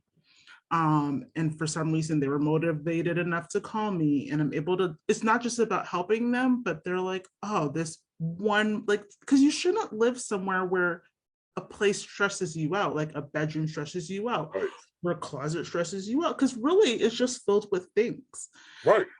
And just helping them put that in a way that they're able to manage it, that they would not have been able to do without that support. That's what I get out of it. I really feel like I'm helping people enjoy where they live. Yeah, that's a thing. Yeah, I just feel I believe this with all of my heart and my soul, that when things have a place, when stuff has a place, when you have systems in place, life is better. It really is. It doesn't solve the problems of the world or anything, all that kind of stuff, but it solves the problems of your space. It does. It does. I just believe that's it makes, to me, it almost makes the things that you do every day more simple, right? Like I was making my daughter pancakes today, for example. She loves pancakes. And it's easy. I know where the measuring cups are. And I'm not like fighting in the drawer to get it. Or I take down this container that has pancake mix and I'm like, oh, this is running low, right? Like, and I added it to the grocery list. I don't know. And it sounds crazy, but you kind of just go through life a little less chaotic because you're not always looking for things or trying to find things or fighting with things. You're just enjoying, again, your space. I just agree with that. I like knowing where my scissors are. I have some right here. See? So I'm just telling you, I love it. No, seriously, I love it. The other day I was looking for a ruler right here. I mean, I know where everything is. I don't. My family, if they say, what's Tula's pet peeve? They know it. They're like, oh, mom can't find something. And I'm like, who did put it back? When they say that it takes an average of 17 minutes to find some, I'd rather be watching TV than for 17 minutes to looking for some scissors. Exactly. The last thing I want to do. So yeah, that's basically almost a sitcom without commercials, 17 minutes. I'm like, I'd rather be able to watch a comedy than be sitting here doing that. Yeah. Thank you, Tula, for being on the show. You're wonderful. Thank you so much for having me. More success. I know that you're doing both the school stuff. You're doing important stuff. You're doing God's work. You're doing education, and you're doing education on two levels. Yeah, I appreciate it. Thank you so much for having me. My pleasure. You're always welcome back. And tell people now it's your turn. I'll put all stuff in the description. But now it's your turn to promote yourself. Awesome. All right, guys. So I'm Tula from Busy Bee Organizing. As James mentioned, it's with an I, BIZZYBEE. That is my Instagram handle, my website, my Facebook page, Busy Bee Organizing, everywhere really. And yeah, please look me up, see what I'm doing. I'm always educating, especially on my Instagram page. That's where I'm the most active. Now, in terms of hands organizing, clearly it to be in her area, but for virtual, it could be anywhere, right? Yeah, so I'm in the DMV area. So if you're in the local DMV area, I can help you out. If not, you can be a virtual client. Yes. I know what the DMV stands for. I know what all means, those 3 areas. You know what I'm speaking like? I've only been here 5 years, but I guess I used to live in Michigan. Oh, that's somewhere totally different. That is somewhere totally different. Oh my goodness, so funny. But if you're near DC, if you're near kind of the Baltimore area, Maryland, Virginia. Oh yeah, Delaware, all that stuff. It's all there. I know that area. I know all that area. It's a great folks there. Great folks there. It's a great area. I'm James Lott Jr., Super Organizer, lottahelp.com. There's a page called superorganizer.com right on there too. So you can go there and see all my goodness for organizing and life coaching. We are on. I'm everywhere, folks. James Jr., just type in my name, you'll find me. But specifically for this show, the Super Organizer Show is on Facebook and on Twitter. It's also on, and also Super Organizers on Facebook and on Twitter. But James Lott Jr. is everywhere you want to be. So just type in my name, you can see that. Thanks so much for listening. If you're listening on podcasts, we love you. You're on every audio streaming service platform. That's from Spotify to iHeartRadio to Google, Apple. We are everywhere. Type in the SOS Show. You will find me. You'll find it. And on YouTube, my online network that I started 2 years ago, I'm one of the few men of color who has his own online network. Wow. That is huge. I'm proud of that. I'm very proud of that. And that is JLJ Media. Go there, hit the subscribe button. You can watch her colleagues, other people. We have like almost 400 shows on there from the last 8 years. Check out Organizing is really wonderful. It's called the SOS Show at James Lott Jr. We will see you next time. Be careful out there. Take care of each other, have compassion, and get organized. Do it. Experience the Jared difference. The best prices on an amazing selection. Select your diamond gift today from hundreds of styles they're sure to love. Jared. Love brilliantly.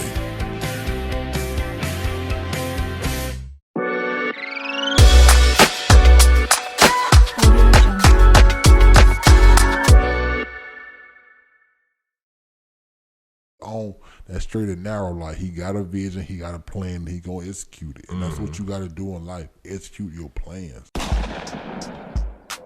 Come on in this house. Welcome back to the Name Black Podcast. This is Big Boy the Boss, aka the money quarterback, making plays with the money. What up, Bit? What it do, everyone? Stop telling people how to do them and do you instead. What's up, little bro? What up? Chosen man's in the building. Hit the building. We got Frank in the building too. What's up with you? What's good, gang? Man, we've been out here, man. We've been gone for a couple weeks, man. We missed just being in here having conversation, man. A lot been going on in life, though. You know, like rest in peace to our knees. Like it's been a lot of things going on. You know, like life crazy. How fast life can be and how short life can be. Because that was like the youngest funeral I ever been to in my life. You know, going to a 13-year-old funeral is different. Very different, because you see a lot of like young people there, and most of the time you're at the funeral, you see a lot of like the older crew, like, you know, like the 40 and up, because like they know this person or whatever. It's like you see these kids and they're like, oh God, like it's very sad. Now you see like some people taking it well, some people like you don't even know how they take it because they're so young. So they don't know really what's really gonna happen, you know, in life. They just like, we just out here, and like 10 years from now they'll be able to more receive what's going on right now, I believe. Yeah, because when you're young, you don't even think about where it's a totality. Like when you young, you think about you could respawn like in the game, like Grand Theft Auto, you can respond, but real life you don't respond. Like once it's over, it's over. So like that's why we believe in just doing what you got to do.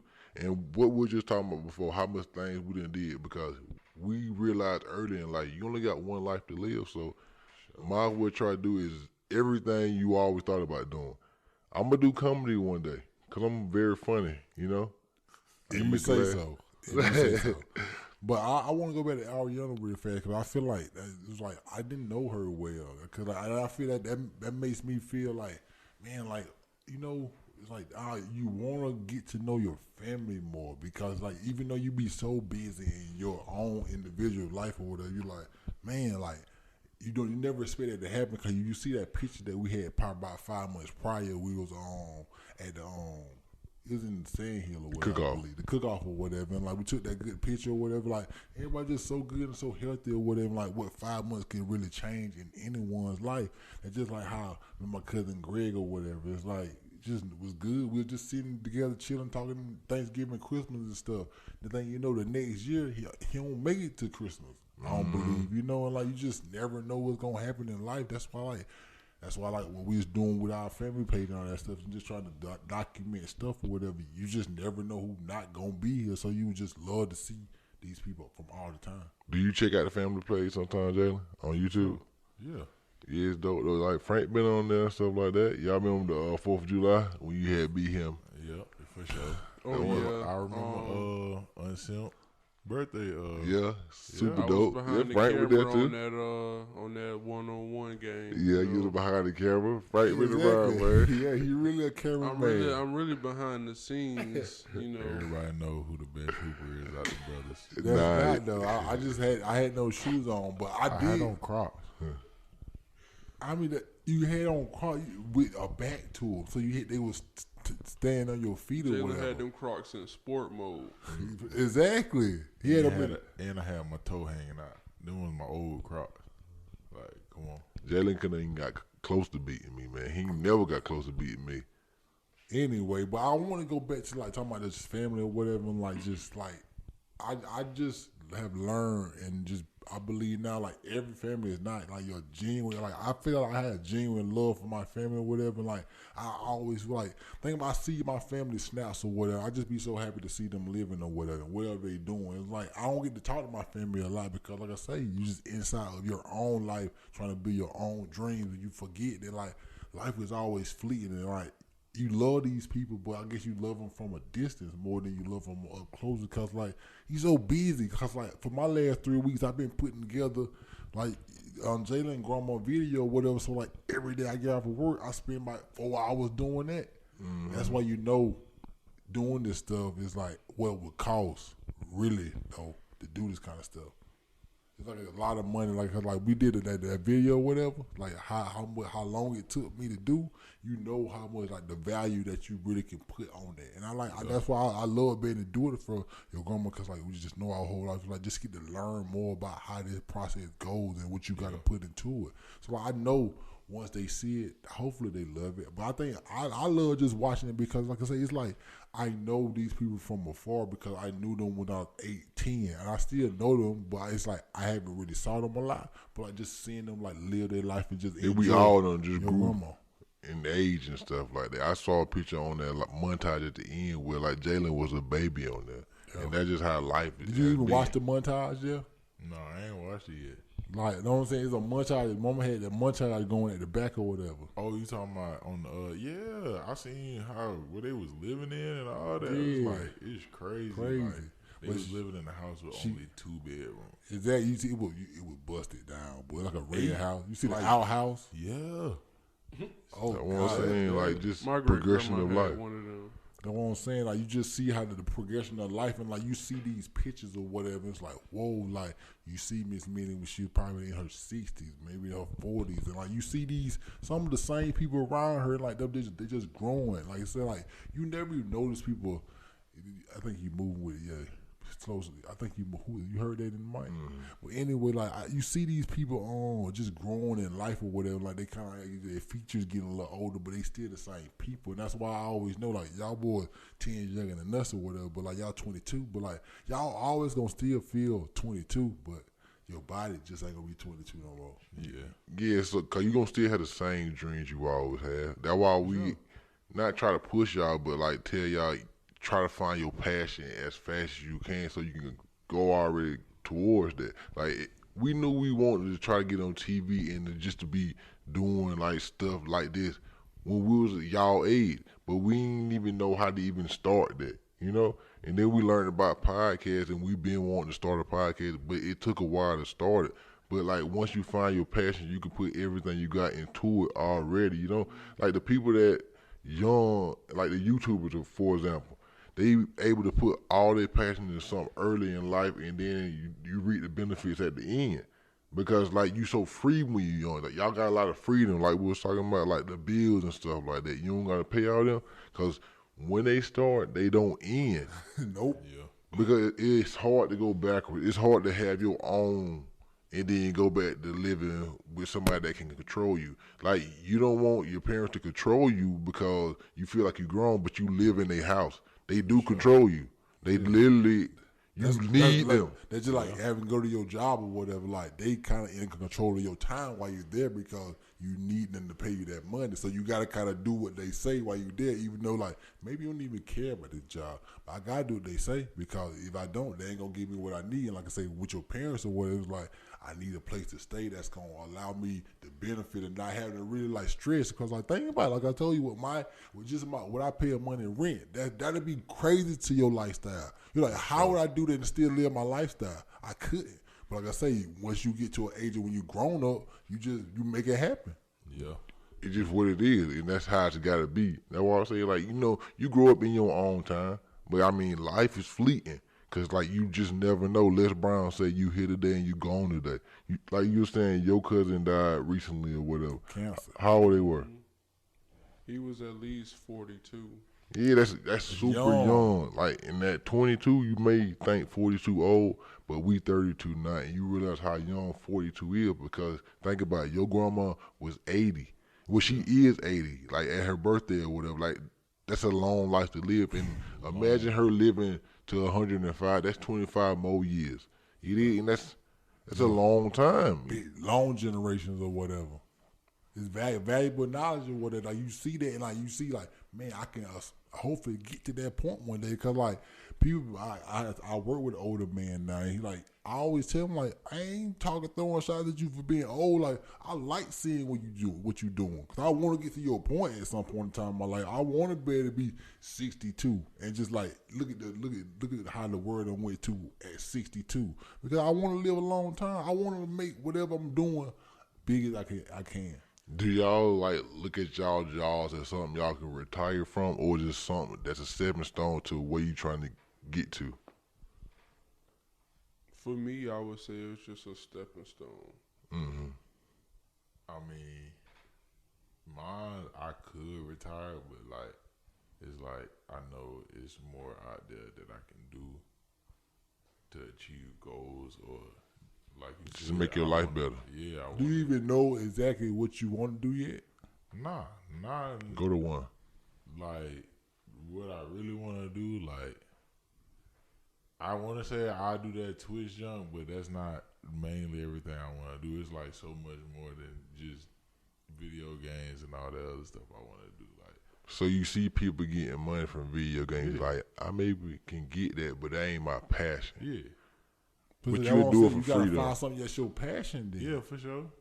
Like T Grizzly make that money off GTA though. Exactly, but I'm saying he don't find something that's his passion. Like he got a loyal fan base though, cause like you need a fan base too. Because I listen to Jason Lee. You know he got the Hollywood Reporter where he like if you got 100,000 fans and they all buy a T-shirt from you and you sell them for $40, then they can do the math. Like you said, that's a lot of damn money you making or whatever. Like I say, you just need a big fan base of people that's gonna support you and like monetarily, like views wise, like just sending you your stuff. Cause like it'll be so nice just sponsorship and all that kind of stuff. Everybody need that, and like that don't helps a lot on the side end because like you ain't always got all the things you need or whatever. And you can't even always know about all the stuff you really need to know about. But you got everybody from different directions throwing you stuff and just helping you out. And that's why I think about this. If you, that's why it's good to sign. Like if you were signing with a record deal, because a lot of these people not even smart enough to even know how to do a record deal, do business yet, because they ain't been in the game long enough. So you kind of need to sign with somebody that already know how to do business. Because, like I say, then you can learn how to do business, then you can do your own business. But if you try to jump in the game doing your own business, that's how you get messed up. And now you talking junk about the people that, hey, they just doing business. They know how to do it better than you. Yeah. That's just life. They got people like, now some rappers come in smart. Like, they come in with the knowledge of, I ain't signed no record deal. I'm gonna keep doing me until, like, the opportunity right, or I might just be that rapper and I'm doing the signing. I got my own label because it's multiple rappers that's doing that now. Like, be like NBA Youngboy. Yeah, NBA Youngboy makes he so an outlier, much money. He's an outlier though. How many people can have a fan base that like he can do whatever he want to do and they don't even care? Yeah, you gotta build it though. It's like a Corey Holcomb. But that's hard to do though. It's hard to do that. But it's like if you wanna not sign to a label, you gonna have to do that, because you gotta be in the streets. Then you gotta have the streets love you not to sign a label, because the streets love somebody that's independent and not with a label. You know, not like on the radio every day, because it's like for some reason how hard it is to get the streets to love you though. Yeah, it's hard. Really, you gotta be consistent. Yeah, consistent, and the streets gotta still love your consistency and love your content. You gotta be talented, consistent. Just know like what pocket of music, like what what pocket of music you fit in. You know what I'm saying? Like, yeah, I know what you mean. What genre, like what style, like, and what like style is gonna really make you go up in the music industry. But really, that ain't even like what's something that you can say though, because you got to do what the people like. Really, because like you want to do the stuff you want to do, but like I say with Drake, like he can like come out here and just start rapping hard. But people, quote unquote, ain't gonna want that from him. They know what they want from him, and that's why he gonna give them what they want, and that's why he on top, because he give people what they want, and that's why. Like I think about that with the podcast. Like we gotta give people more of what they want instead of like the stuff that we think we should give them. So it's like for the people, we want to tell the people like who you want on the podcast. Let us know. Just hit us up, cause we'll bring them on if they want to show up. Like we love to talk to anybody that want to come on the show that actually has a story or like a business or a creative. We love that. You know, we love talking to people. People love talking to us. We're a whole vibe. Cause you know what we do the most? We bring value, man. Check us out, man. NationBlackPodcast.com. You can get a shirt when you need it.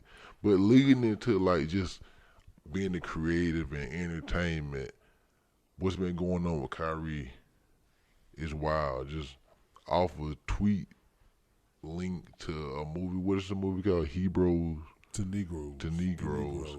Did you watch it? I didn't watch it because, like, you see, it was $11.99. It's kind of like pricey for that's why I was like, a whoa, rental. I was thinking more like $50 $2.99 for a movie? Yeah, exactly. Like, when the last time you paid for a movie? $50? I guess if you go to the movies, though, you pretty much spend like $50. You go to the movies? I mean, yeah, with my lady. Yeah. I mean, it depends on what all you getting at the movies, too. Like, because, like, the tickets is like $14. But y'all going to see Black Panther? Yes, sir. Yeah, I'm going with my mom and them to see that. I already bought my tickets. Oh, yeah? Yeah, my tickets Wednesday, Friday. I got to find me somebody to go with. Are y'all, so, did y'all watch the first Avatar? Oh, I can't wait for Avatar to come out. Yeah, y'all was kids when the first Avatar came out. We were like seniors in high school, right? No, we was like freshmen in college. Because I remember watching that when I went to the 3D theater. I was in Myrtle Beach.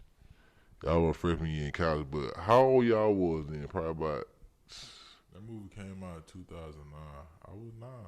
Yeah, so like y'all remember it, but y'all don't remember it like that.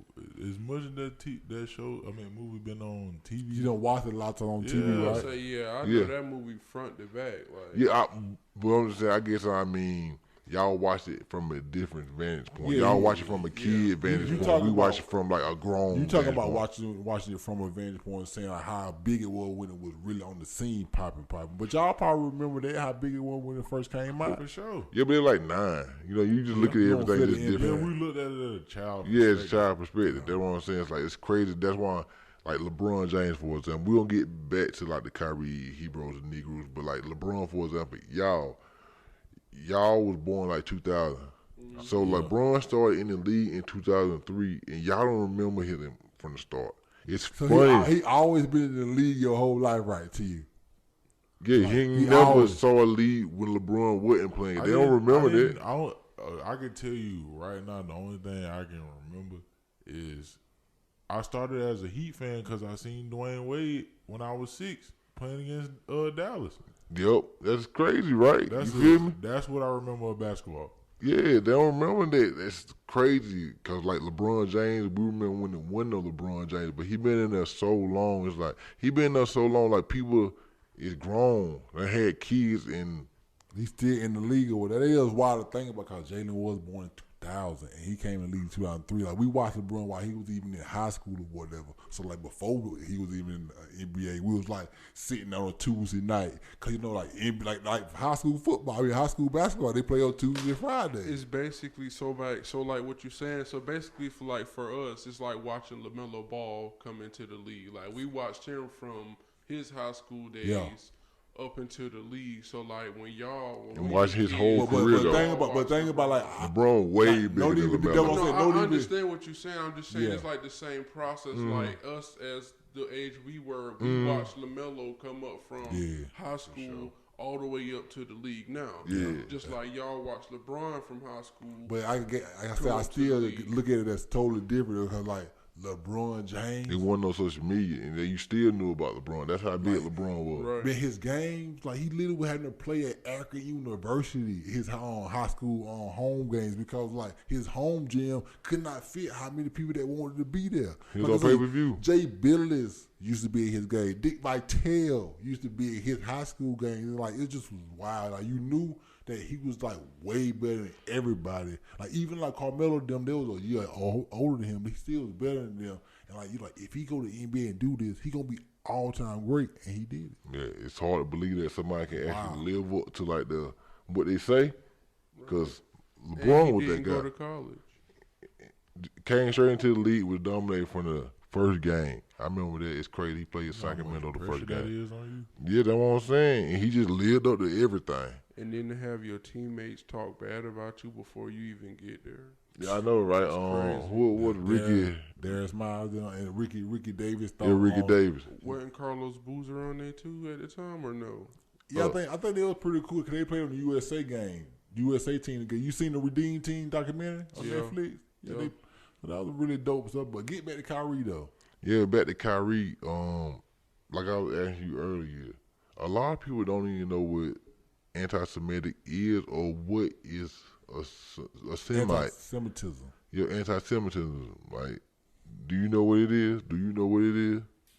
That's what I'm saying. It's crazy. Like, but I'm gonna go to the definition unless you want to pull it up or whatever. Yeah, read it. Well, I'm gonna say I seen Carlos Bitter put a tweet out like, man, my whole life I only been around black and white folks. Like I ain't never not knew a Jew-ish person in my life, and I don't got no disrespect to him. I don't know nothing about it. Like, but what I did find out though is that Adam Silver is a Jewish person, and also David Stern was a Jewish person. So like, and then the main thing people be saying is that the Jewish people run stuff, and like the two people that I found out were Jewish was the two NBA commissioners that run stuff. Like Kanye said, we don't even like really get into like hate towards any religion or like a race or something like that. We just live a life or just in this world or whatever. And like, so a lot of people don't understand that Jewish people can also be black. It can be black Jews and it can be white Jews. If Kyrie believe he come from being a Jew, I don't see what's wrong with it. I don't see that as anti-Semitism. No, so that's what he believed. Yeah, I'm guessing. If he say like he know where he come from, I don't particularly know what anti-Semitism he talking about because like, I just been trying to tune that shit out because like Kyrie, how he been acting, I just hate. Hey, sometimes like I say, $48 of Power is a book, y'all. I say y'all should read the book. $48 of Power and the book Outliers, but $48 of Power is one like think as you may, but move like everybody else. And sometimes in life, you got to like, you can have your own thoughts, but that ain't for everybody. You can kind of move, you just move with the people because like, is it gonna cost you more to kind of make this stand or not? And sometimes people like, man, you just gotta make the stand. You a coon. You ain't doing this. Like, no, I'm not coon. I'm just playing the game smart. It's the game of life. I'm trying to win. I ain't trying to like I want peace. I want to win peacefully. And like, why I gotta win like violently? Why I gotta win like? I don't want to win like that. That's just my opinion. Like I said, I do want to stand up for the things I want to stand up for, which is like helping my people be better people, but I'm not gonna stand up for stuff that I don't even quote unquote care about. Yeah. You know, like not even saying care about, but I have no disdain for Jewish people because I don't even. That's not something that's in my front of my like brain. show them say like, have y'all ever met a Jewish person? Not really. That's most of us down south. We never even met one, so like it's so different to us. It's like I wouldn't even put my foot in them waters or whatever because like it's just a lose-lose because clearly if they don't run everything, they know people that run things because things happen to people that go against them, white and black. Exactly. You feel me? So like clearly it's. You see Cole Beasley? What? You know he was standing up for Kyrie on Twitter. Twitter gone. Whole Twitter gone. Go type his name in. You can't find him no more. But that's what I'm saying. Like whatever. I thought Elon Musk bought Twitter. But still, his Twitter is gone because I guess he was spewing hate speeches or whatever. But like, what I'm just saying is that you just gotta tread carefully in dealing with that. And like it don't even come across my life. I never even be a part of that situation. So that's why I say like I feel like with Kyrie's situation, like I mean maybe he know more than we know, but like why not just I still don't like the fact that he got suspended for 5 games though. But go back to 1. Did you see his fines though? Go back to 1.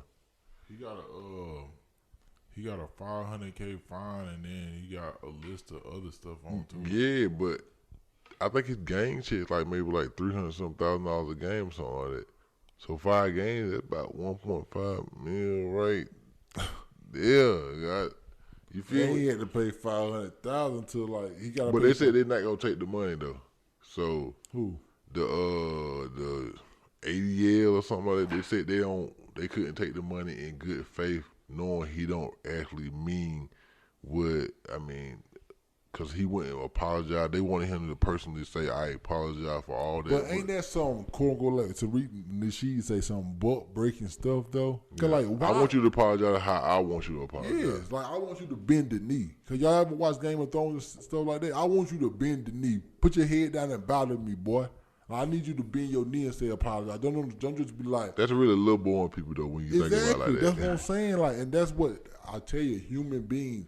One thing we hate in all humans, we hate the big brother effect. And that's saying like somebody that's always over you, trying to tell you what to do or whatever, not letting you make your own mistakes or whatever. 48 laws of power is, when you want to be a leader or whatever, you can't force nobody to do nothing. You lead people into doing things. You act like you give them a choice. Instead of like telling somebody, go do this, like, do you want to go do this? Yeah. Because you try to lead them to doing something so they feel like they had the power of choice.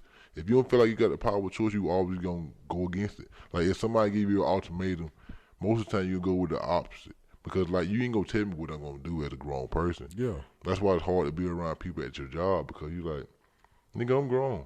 Like, you ain't going to never treat me like I'm just a little kid in this motherfucker because, like, I'm grown. Like, I got my own things going on in life, stuff like that. Life.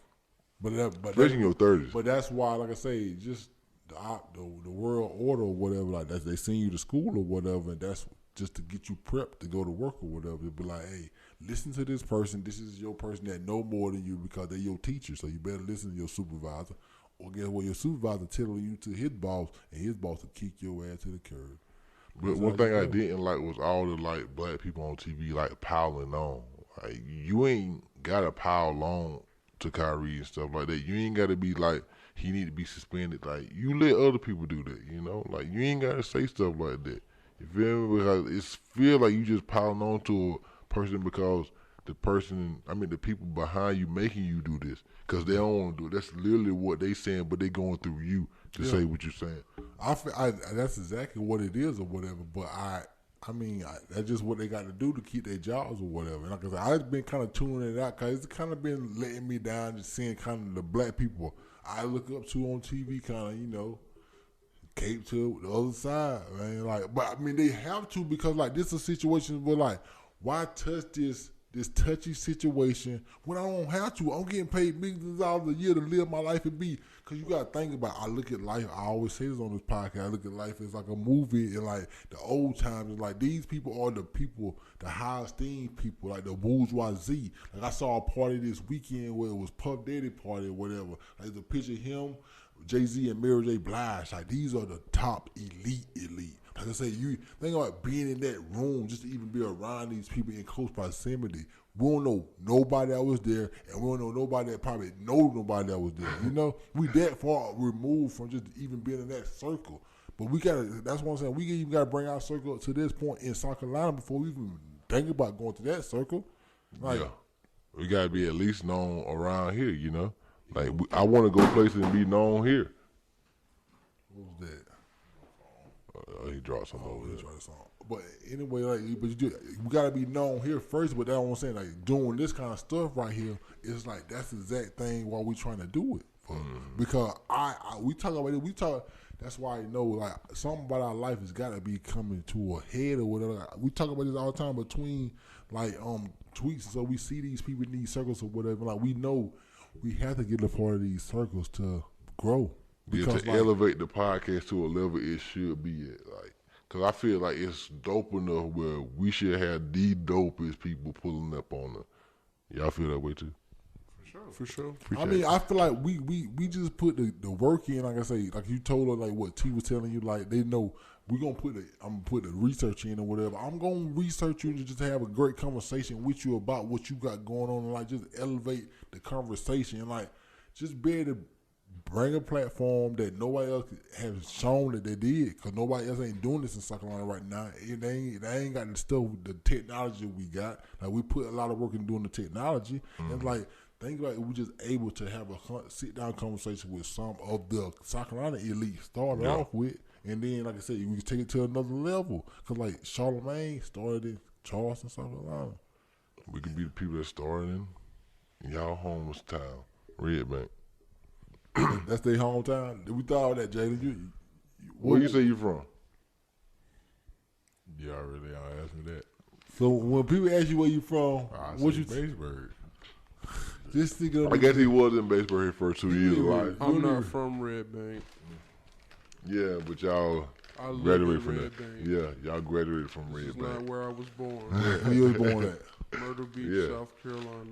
Myrtle Beach, South Carolina. Murder Grand Beach. Strand Hospital. Check the stats. My team winning. Oh, I know about it. Okay. Jalen was born in Baseburg, so you're a Baseburg representative.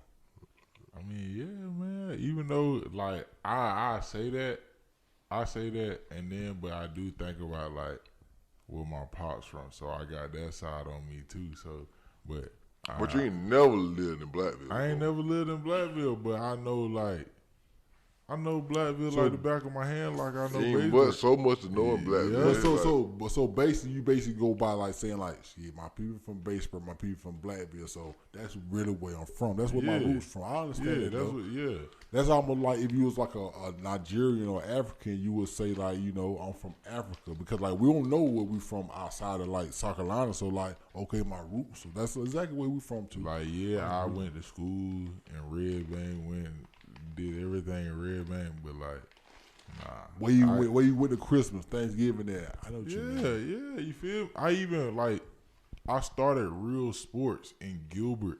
I started playing real football in Baseburg, like, so, and then I even had during rec league of football, I had coaches like, you need to move to Baseburg to play football, this and that. I knew I wasn't gonna do that, but yeah, you was gonna be like us, man. We did it. I chill. I always say that. But like, anyway, like, check this out. I want y'all, cause y'all think about this, the takeout situation.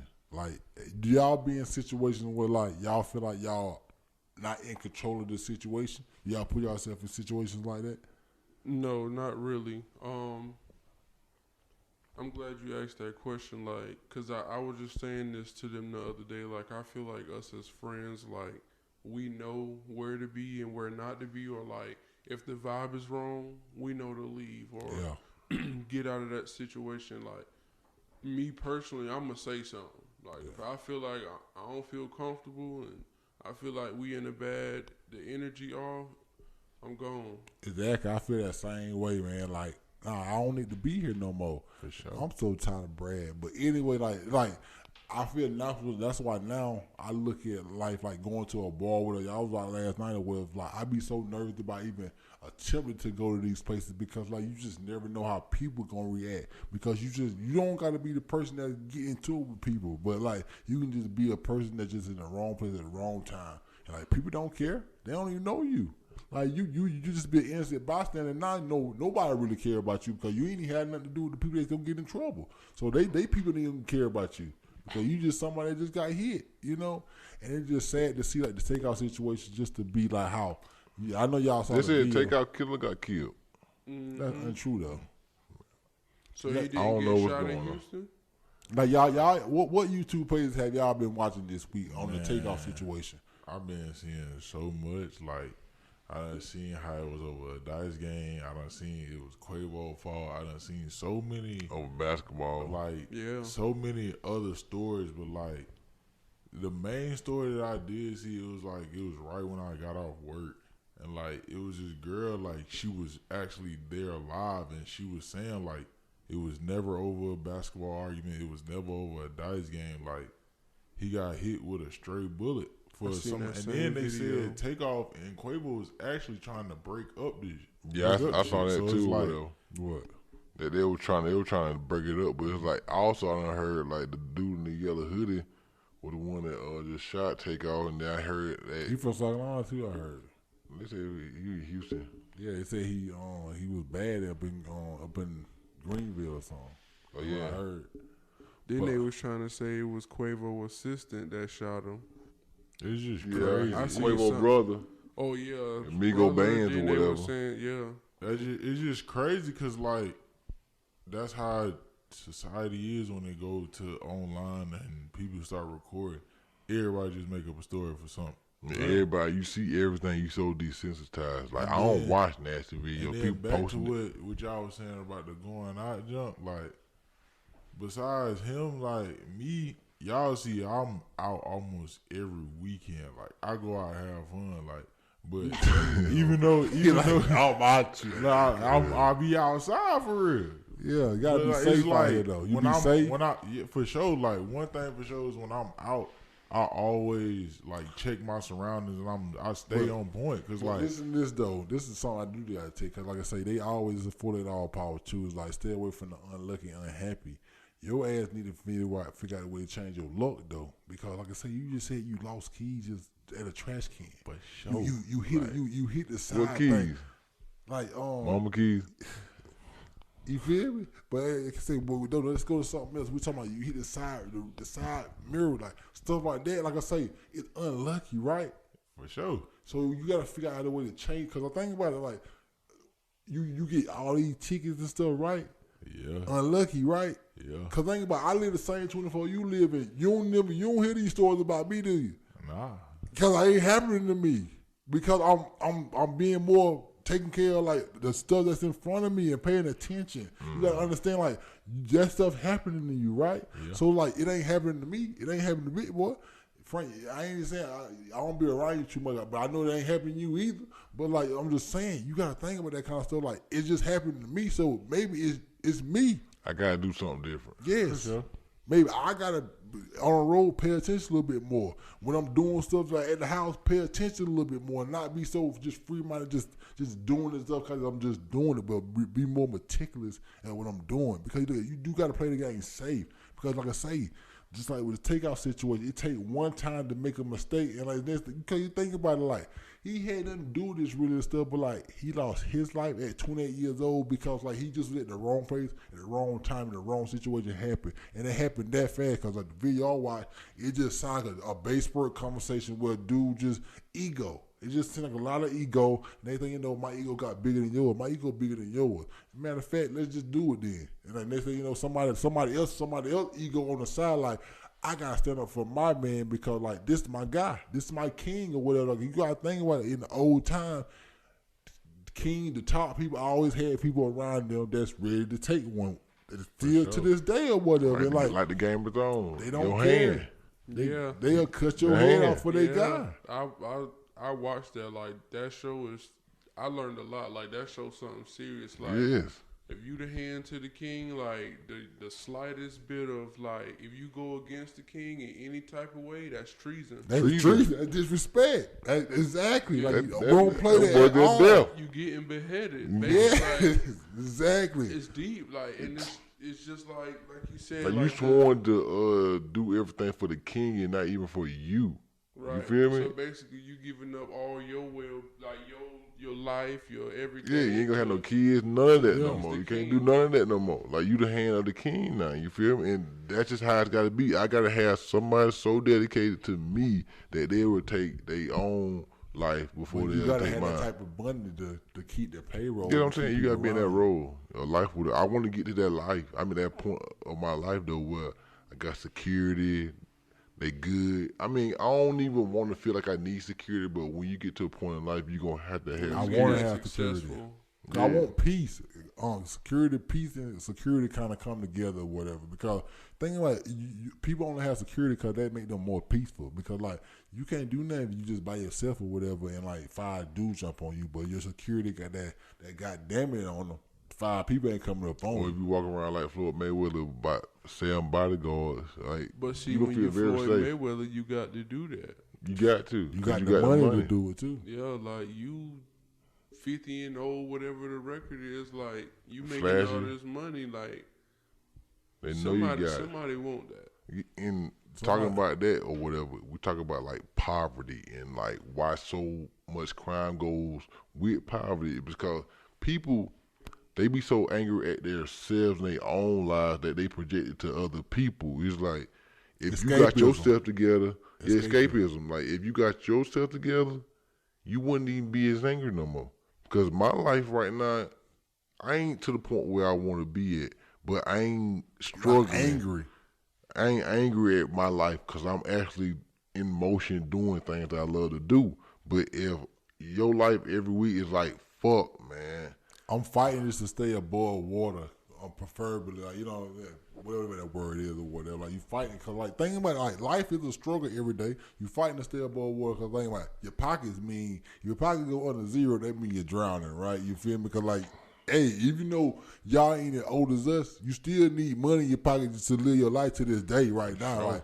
Like, say, like, because they at the point where they still ask for gas. Hey, I need $5 gas money when we ride and whatnot, because that is real. Yeah. But when you get to our age, you don't really think about that because it's like, I mean, you don't be around your homeboys as much anymore because you just living your life. You know, you just grown. You ain't got the same time because some of your homeboys, like say, they go have their girls, and when your girl gonna let you hang around your homeboys more. But if you had like 3 kids with your girl, you wouldn't be able to be out as much as you be out. You'd be at home with the kids. They would never see me. Yeah, exactly. Yeah. But that's how fast life go for you. And like I say, y'all 10 years from now, we was all y'all age or whatever, seeing each other every single day, doing the same thing y'all doing. Just like, then you know, like, damn, I barely even talk to my homeboys now, talking about even seeing them. It's like I be in my head like, I cannot wait till we get up a trip so we can just chill with each other for 3 days so I can just be around my people all the time because like I'm so like it's like damn, I miss all my people that I used to see every day.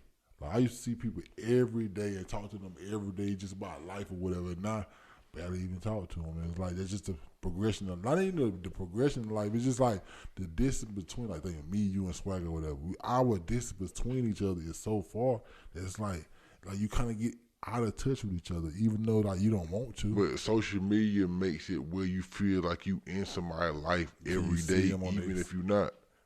Cause you can watch somebody's Snap story, or their Instagram story, or their pictures on everything, and like I'm kind of part of your life, even though you really not. You virtually a part of their life, but kind of like Ready Player One. You virtually playing online is kind of like Ready Player One. Like you can find your own tribe online where you find people that you don't know in person, but you play with them online, and that's your boy online. But once you get off the game, you don't even know who these people is in real life. Nope. That's a good movie, by the way. Great movie. It's a great movie. I love Ready it. Player One. That's one. Just like the movie In Time. Watch the movie In Time. Y'all ain't 25 yet. In It's Town? In Time. Oh, In Time. With Justin Timberlake. And like, to watch it, it's a deep movie. It's like, at 25, your time starts because they go off time instead of money. So it's just like, just know that like you if you go broke, if you lose all your time, you die. But the billionaires, they got so much time. But everybody say 25, but like I say, you run out of time, you die. You gotta work for money. It's kind of like time is money. You gotta work for time. But anyway, so y'all boys saw DJ Academics YouTube this week. Y'all ever check out DJ Academics? Yeah, I subscribe to him. Yeah, I check. I ain't gonna lie. I was a chat nigga this week. I was watching. I literally watched DJ Academics live.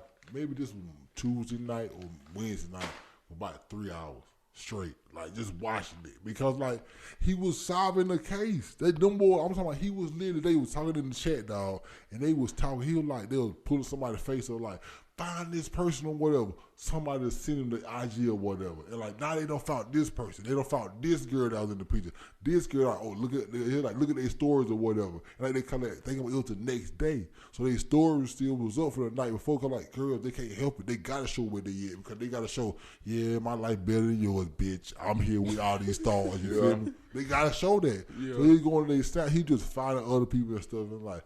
They had women there now. They had women. You talking about the takeoff situation, yeah, right? I'm talking about the takeoff situation. What I'm saying, he was like, they were solving the whole situation on the internet. He like, we the feds out here, man. Because like, I loved it, in my opinion, because like I say, Takeoff had no right to be not living and going home to his mama. So like, I need y'all to find the person that did this and serve them to serve it the biggest extent of the law. Because they got to go to jail because that's so wrong. Like, just hearing like how Quavo was hollering his name and stuff, it's just depressing just to hear that. When I find the information out, it was Tuesday morning. I saw Trey Young tweet, "No fucking way," and like just to see somebody like Trey Young tweet that, I was like, "What is going on out here?" Search my engine on Twitter, trend RP Takeoff. Bro, my mama texted me at 7:00 in the morning. Takeoff got shot and killed. I'm thinking she mistaken him for somebody else. Yeah. She sent me the whole clip or the whole, page. I'm like, bro, it's no way. No way. That's how I felt too, though. It's like just like I say, life is fleeting, man. Like that's why you gotta play it safe, but you gotta go after all the things that you think you need to be going after. The thing that's gonna make you live your legacy long term. Because if you're not every day, then like you just wasting days really because you don't know how many days you got, but you do know how many days you can have when you're on this earth every day that you live in. So go after something. You gotta take advantage of it.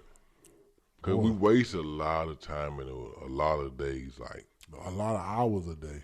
I'm very busy and like at this point in my life, I don't really like to give my time to a lot of stuff that I just don't care about. Like and people always be like, you don't ever hit me up, and like, not that I don't want to talk to you, it's just that I'm so busy in that conversation that you have and just ain't to a point that I want to stop what I'm doing. Basically saying like, you ain't talking about nothing, and other things I'm doing in my life is way more important than what you talking about now. So if you want to talk about something that's gonna be more important, like Jada just forgot he to switch over there. What you mean? You supposed to be switching it on me? I've been switching. No, I said I got it. Yeah, he got it. I messed up twice. I got it. But give me my cause I was about to drop some ball on these people. Go ahead, drop it. Yeah. Anyway, like I was saying, what I was saying. Yeah, you ain't got no bombs to drop. I was about to drop some shit. Now I had some shit to say, man. I was ready to look at the camera and just like, yes. Basically, you were saying like for people not to worry about if they don't got nothing important to talk about. Yeah, basically I was trying to tell because you were basically saying girl, women or whatever. Like if you got nothing to talk about, that nothing that's gonna inspire him to a whole nother level. That's gonna take his mind to another level. That's gonna enthrall him mentally, physically, something like that. Then shit, he ain't talking about nothing. Yeah, because I'm such in an abundance mindset right now. It feel good. Like I was in the bar last night and this girl before I had left out. She was like, "Why you just so nonchalant in here? You must got a girl at home." And I was like, "Yeah, 'cause I ain't want her, whatever." I lied to her, but like that's just how I am in life right now. Like unless like I'm very like attracted to you, it's like I can't apply no pressure. You know, got time for it. I don't even got time for. I don't even got the want in me to be like, yeah, I'm going after this woman. That I know ain't no future in there. You know, so it's like, why even like? I can go put some extra time into the stuff that gonna get me to the women that's gonna give me that future. Yeah, because like I say, it's a certain realm of women that you see inside yourself, inside your brain. It's like that I think I deserve. Since I'm single at this point in time in my life, I know what level of woman I see and I deserve in my life, and like. I ain't really ran across her maybe yet. Maybe I have, but like I said, we ain't got to that point of life where we feeling like that's going to take us to the next level yet. I feel like I'm there with what I done found or whatever. Yeah. I mean, you know. It would be great to have like, the person that you want to live forever with, but not having that also gives you the time to put more time into your passions to get to the person, like you said, that you going to want to be with forever. Yeah. Jalen thought he had forever, but to this day. Right, Jalen, you know somebody asked me that, Jalen.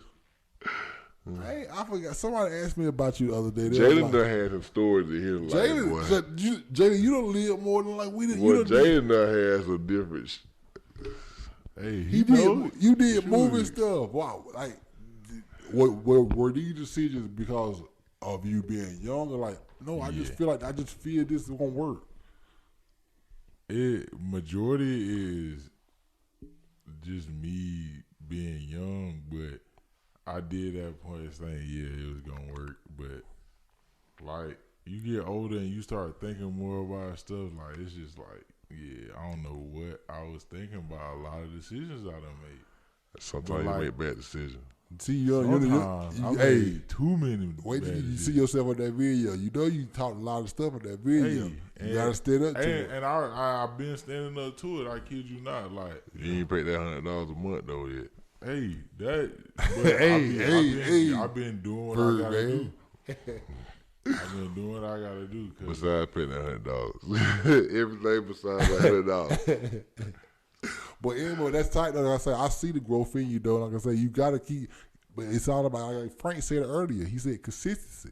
You gotta just be consistent. Like if you keep consistently going to work, getting a paycheck, doing what you're supposed to be doing, your money consistently start going on. You start getting more. The stuff you doing in life gonna consistently start getting better. Everything in your life gonna start coming together because you consistently doing it. So like whatever goals you going after, you getting closer to them because you consistently going after them. If you just start, like I say, I sold out on working out or whatever. Y'all seen Caesar? Look, Caesar from Black Ink Crew. In shape. In shape. Man, I gotta show you this picture so you can just react to it because like you gonna be like, what in the hell? Like this is Caesar from Black Ink Crew right here. Boy, Caesar boy been that boy in the gym, but like what it gives me motivation or whatever. And it's like just showing that if you put the work in consistently, he was working for 14 weeks, going hard, obviously, because he in the most best shape of his life ever. Yeah. And it's like, whoa, you see that picture or whatever. But like I just say, just be consistent. Like I say, cause like you young, like I say, like I just tell you, like just seeing like what Jay doing well playing softball. I be watching Pep Snap, watching Greg, and just be so happy and stuff. Like look at my little cuz right there, like saying like I see you or whatever. It's like you our little brother or whatever. So like we want you to obviously do the best you can. Sure. And like I say, we'll see you on a good positive track, but you gotta understand like you ain't at the point of even like quote unquote taking care of yourself yet. Even though you feel like you taking care of yourself because you doing like you buy your food and all that stuff. Your lifestyle is off you. But you gotta understand your lifestyle is also like that lifestyle where you at home, where you go sleep at, all this, and then all the stuff you go in there to sleep on, like that bed, that couch. You had to pay for all that. All that came out of your pocket, and like I say, that's life. Just like all this was not just found. This shit was paid for, you know. So it's like I'm already knowing. But for real though, but like it's like brick after brick. But what I got something else on my phone because I was talking about that genuine family stuff. But like I had a lot of questions for the day or whatever, but you know I can't use them and stuff. I got a question. Go ahead. So do y'all feel like Jay Prince is responsible for Takeoff? No, I wouldn't say Jay Prince was responsible. I'd say the person that actually shot Takeoff was responsible. But you would think they would have better people around in the situation, so that situation wouldn't even happen. It shouldn't be no beef at the party, you know. It should just be a good event, a good vibe. Like when you have an event, just say like your grandma event, ain't no beef there, just a good vibe. Like, if you bringing people together at your event, it should be a cool ass vibe. Cause you should have had especially a private event, cause you bring people that you want there. So do you see who Quavo allegedly was getting into it with? Yeah. Jay Prince Jr. That's why he's like throwing. So think about if I can say allegedly. I don't know if the situation happened, but if that situation happened, that means the two bosses was getting into it. So it's like they little men both trying to be like, I'm standing up for my guy. So it's kind of hard for somebody to tell their boss to, like, you know, hold back, stand off. If two bosses talking to each other, cause like I say, Quavo talking about, you see me playing basketball earlier, or whatever. Quavo wasn't chilling with Jay Prince Jr. Quavo was chilling with Jazz Prince that day or whatever. He came to the party with Jazz Prince. He was riding the draw talk with Jazz Prince, not Jay Prince Jr. Yeah. So that's why I think people think they hear Jay Prince's son or whatever. They forget that it's two different people he was hanging. Yeah, I tell people that Jay Prince Jr. and Jazz Prince are two different people. Yeah, I found that out this week or whatever. Yeah, I did too or whatever. I mean, it's okay.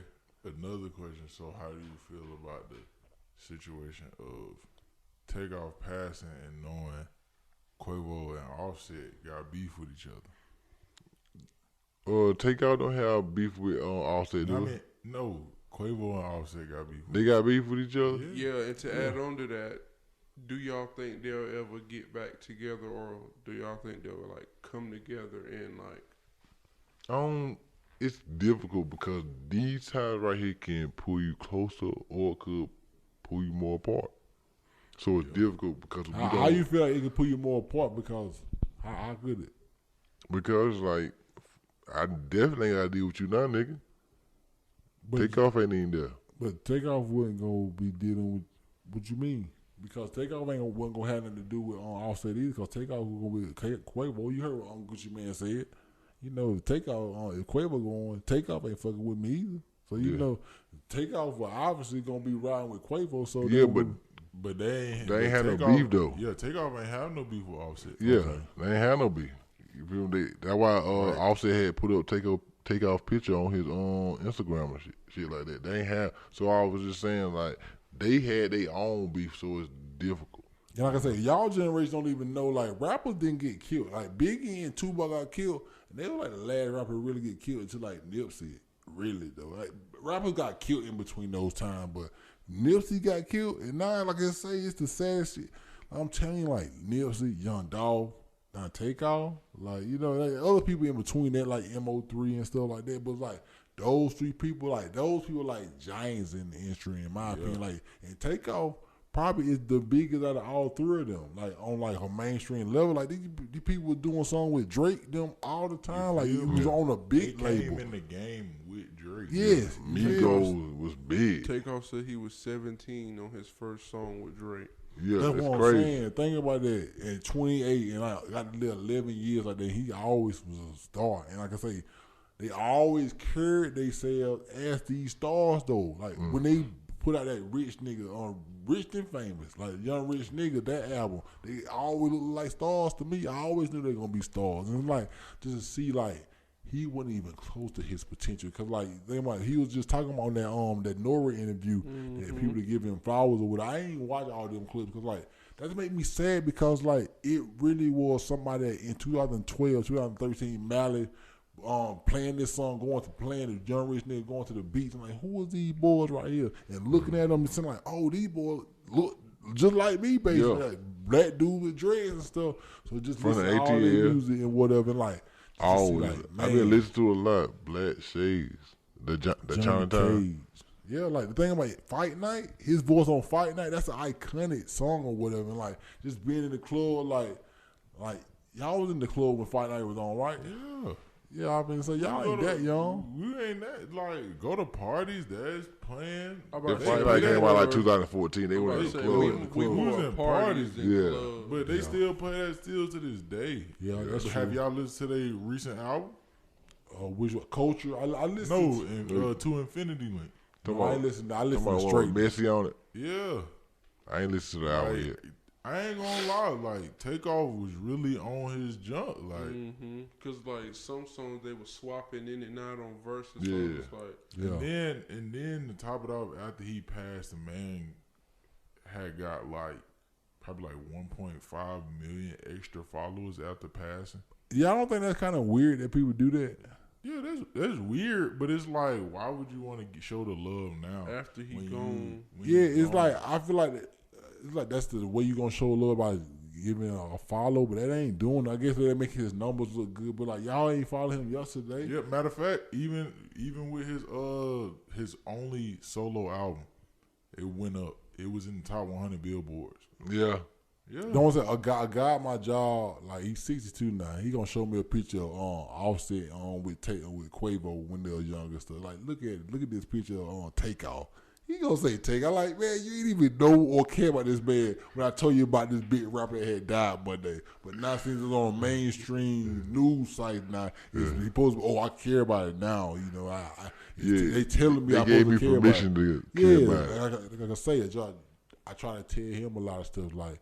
You think it ain't a lot of propaganda out here in this world, but like he's like, no, the New York Journal, the Washington Post, that's not propaganda. Like Jeff Bezos owned the Washington Post. What are you talking about? Like he put out what he want to be put out. He telling them what to say. They ain't gonna say nothing bad about Jeff Bezos in the Washington Post. I know they'll never be like Jeff Bezos is a lunatic. Nope. Y'all know who Jeff Bezos is, don't you? Yeah, that's one of the richest. They probably don't work. Nah, you worked at Amazon before? Y'all saw. You worked at Amazon before? Oh, that's one job he had yet. Y'all saw. He done sent me a lot of packages. A lot of packages. Y'all saw Mark Zuckerberg. He only worth $32 billion now. Facebook has fallen so much. He ain't worth but like $32 billion now. Yeah, he down there. What? Yes, he down. He under the Waltons now. 32 billion? Yes. Only 32 billion? You saying that like that's little. But no, it is little. He was worth like damn near 200 million last year. Oh, he dropped it. Like when the stock market was really up, he was like up. Like Elon Musk is worth the most in the world now. But it's the dude that owns Louis Vuitton, Bernard or not, he worth like probably the second most. And like it's Warren Buffett and Bill Gates them. But like I'm telling you, hey, you gotta get your money up. That's all I say. Straight like that. But I also want to say this, like I was talking about like, with the genuineness of family or whatever. It's like just like with the podcast or whatever, I feel like we only got one day to record or whatever. That's why like I know my thing, I think I really want to kind of move back closer at some point in time. Like when the opportunity presents itself with me and my little fam, like we can find a situation to come back because like, man, it'd be so nice, like with situations like today or whatever, like, okay, you can't make it happen today, but we can make it happen another day throughout the week. And I ain't 2 hours away. Mm-hmm. What happens is being 2 hours away and then like also going to work during the week, you ain't got the most time to do all that stuff because like days are short. Like I say, working 5 days in a row, it's like you get off of work and you really got to be intentional about getting stuff done throughout the week while you going to work also because like if you don't, Saturday and Sunday, you ain't got time to do that stuff because you want to chill on Saturday and Sunday, but you still want to get stuff done. You still got to do the stuff with your people too. Like you got to do some stuff like that too because you got, like I say, you got a girl or whatever. So like you got to spend some time with her. Like you got to I'm not saying like with the dudes either. Like you got to just spend some time personally with her, right? And if you don't, shit, sometimes another dude could maybe sleeping in there, man. That's why I say it's like it's a give and take, man, because you gotta go after your stuff and stuff, but you gotta go after stuff with your team also. Like we just saying your partner or whatever. Like y'all gotta figure out the stuff that y'all gonna do together too. Do you want to do the couple thought? You can do one. Well, we can tell these boys. Who was y'all high school crushes in high school? I ain't had one. So you ain't never had no crush in high school? No, I know everybody. Okay, I ain't had no high school crush in high school, but everybody know who was the top 3 baddest bitches in our school. So who was the baddest chick in y'all school? Shit, it was one bitch named Jasmine, and why she gotta be a B word? I'll be trying. I need to change my vocabulary. It was a female named Jasmine. Dayla. Black, white, black. Yeah, black. And like it was just like she had the perfect. Like Body. everything was perfect about her. Like body looked good, had ass, titties, face card is a 10 out of 10. It's So just she was great. a bona fide dime. Yeah, like bro, and still to this day. So you said the girl Jasmine was number 1. Number 1, no cap. Since my freshman year. So all like, ooh, baddie. Baddie. So she had a dude at the school. Light skin, mocha. Man, I ain't gonna say she had a dude, but I just know she was that bad to be playing niggas. Niggas was out here looking like fools. Yeah. Niggas was out here dead looking like So she was in your grade? Yeah, she graduated with me. You ain't saw her since. No, I see her like go to parties or some shit like that, but like on an everyday basis. But like you ain't never be like, nah, I can get her line of view. I didn't want to. Yeah, you wanted. I would. Like I would, but it's just simple fact. It's simple fact. Like I'm not finna be like the rest of these niggas and be all up in a female face. Well, definitely. That's one thing for sure. Like I ain't finna chase after no pussy. I can't do it. Yeah, I'm saying you gotta play. You gotta just. Matter of fact, it ain't even about whatever she doing. It's like about what you doing anyway. Like you gotta want like her to attract to you. Yeah, you gotta step your value up. Like I say, that's why I always knew like I had to have someone when that I was go attracted out, to. when I go out with the guys, like I stand on like I'm not finna always put myself out to a female like no need to. Cause I see you see me, like you staring at me, so why you can't apply the pressure? That's true. It's great like that. Females never apply the pressure, but want a nigga to apply the pressure. They ain't female for me. You Sometimes like, they is though. Out of my lifetime, I probably had 5, maybe even 10 females apply pressure towards me. It is wild. A female like you'll feel like they're applying pressure, but they just applying some punani from time to time. Like, but you gotta apply that pressure. You feel me? You gotta apply the pressure. To keep the shit going, you gotta apply that pressure. Yeah, you gotta keep that junk consistent. Yeah, that's why a lot of times it just don't work out because just not gonna do it. Not gonna be able to do it, but I feel like you gotta continue to apply the pressure. You gotta like reinvent the pressure, in my opinion. Like say doing this thing, we're doing long term relationship, trying to take it to another level in time or whatever. Like you gotta reinvent the pressure because like it's different type of pressure. Because like now I got like a best friend or whatever on top of like just everything else inside of a woman. I got a best friend. I don't even talk to her like that. Like I probably talk to her out of 7 days out of the week. I probably talk to her 3 days.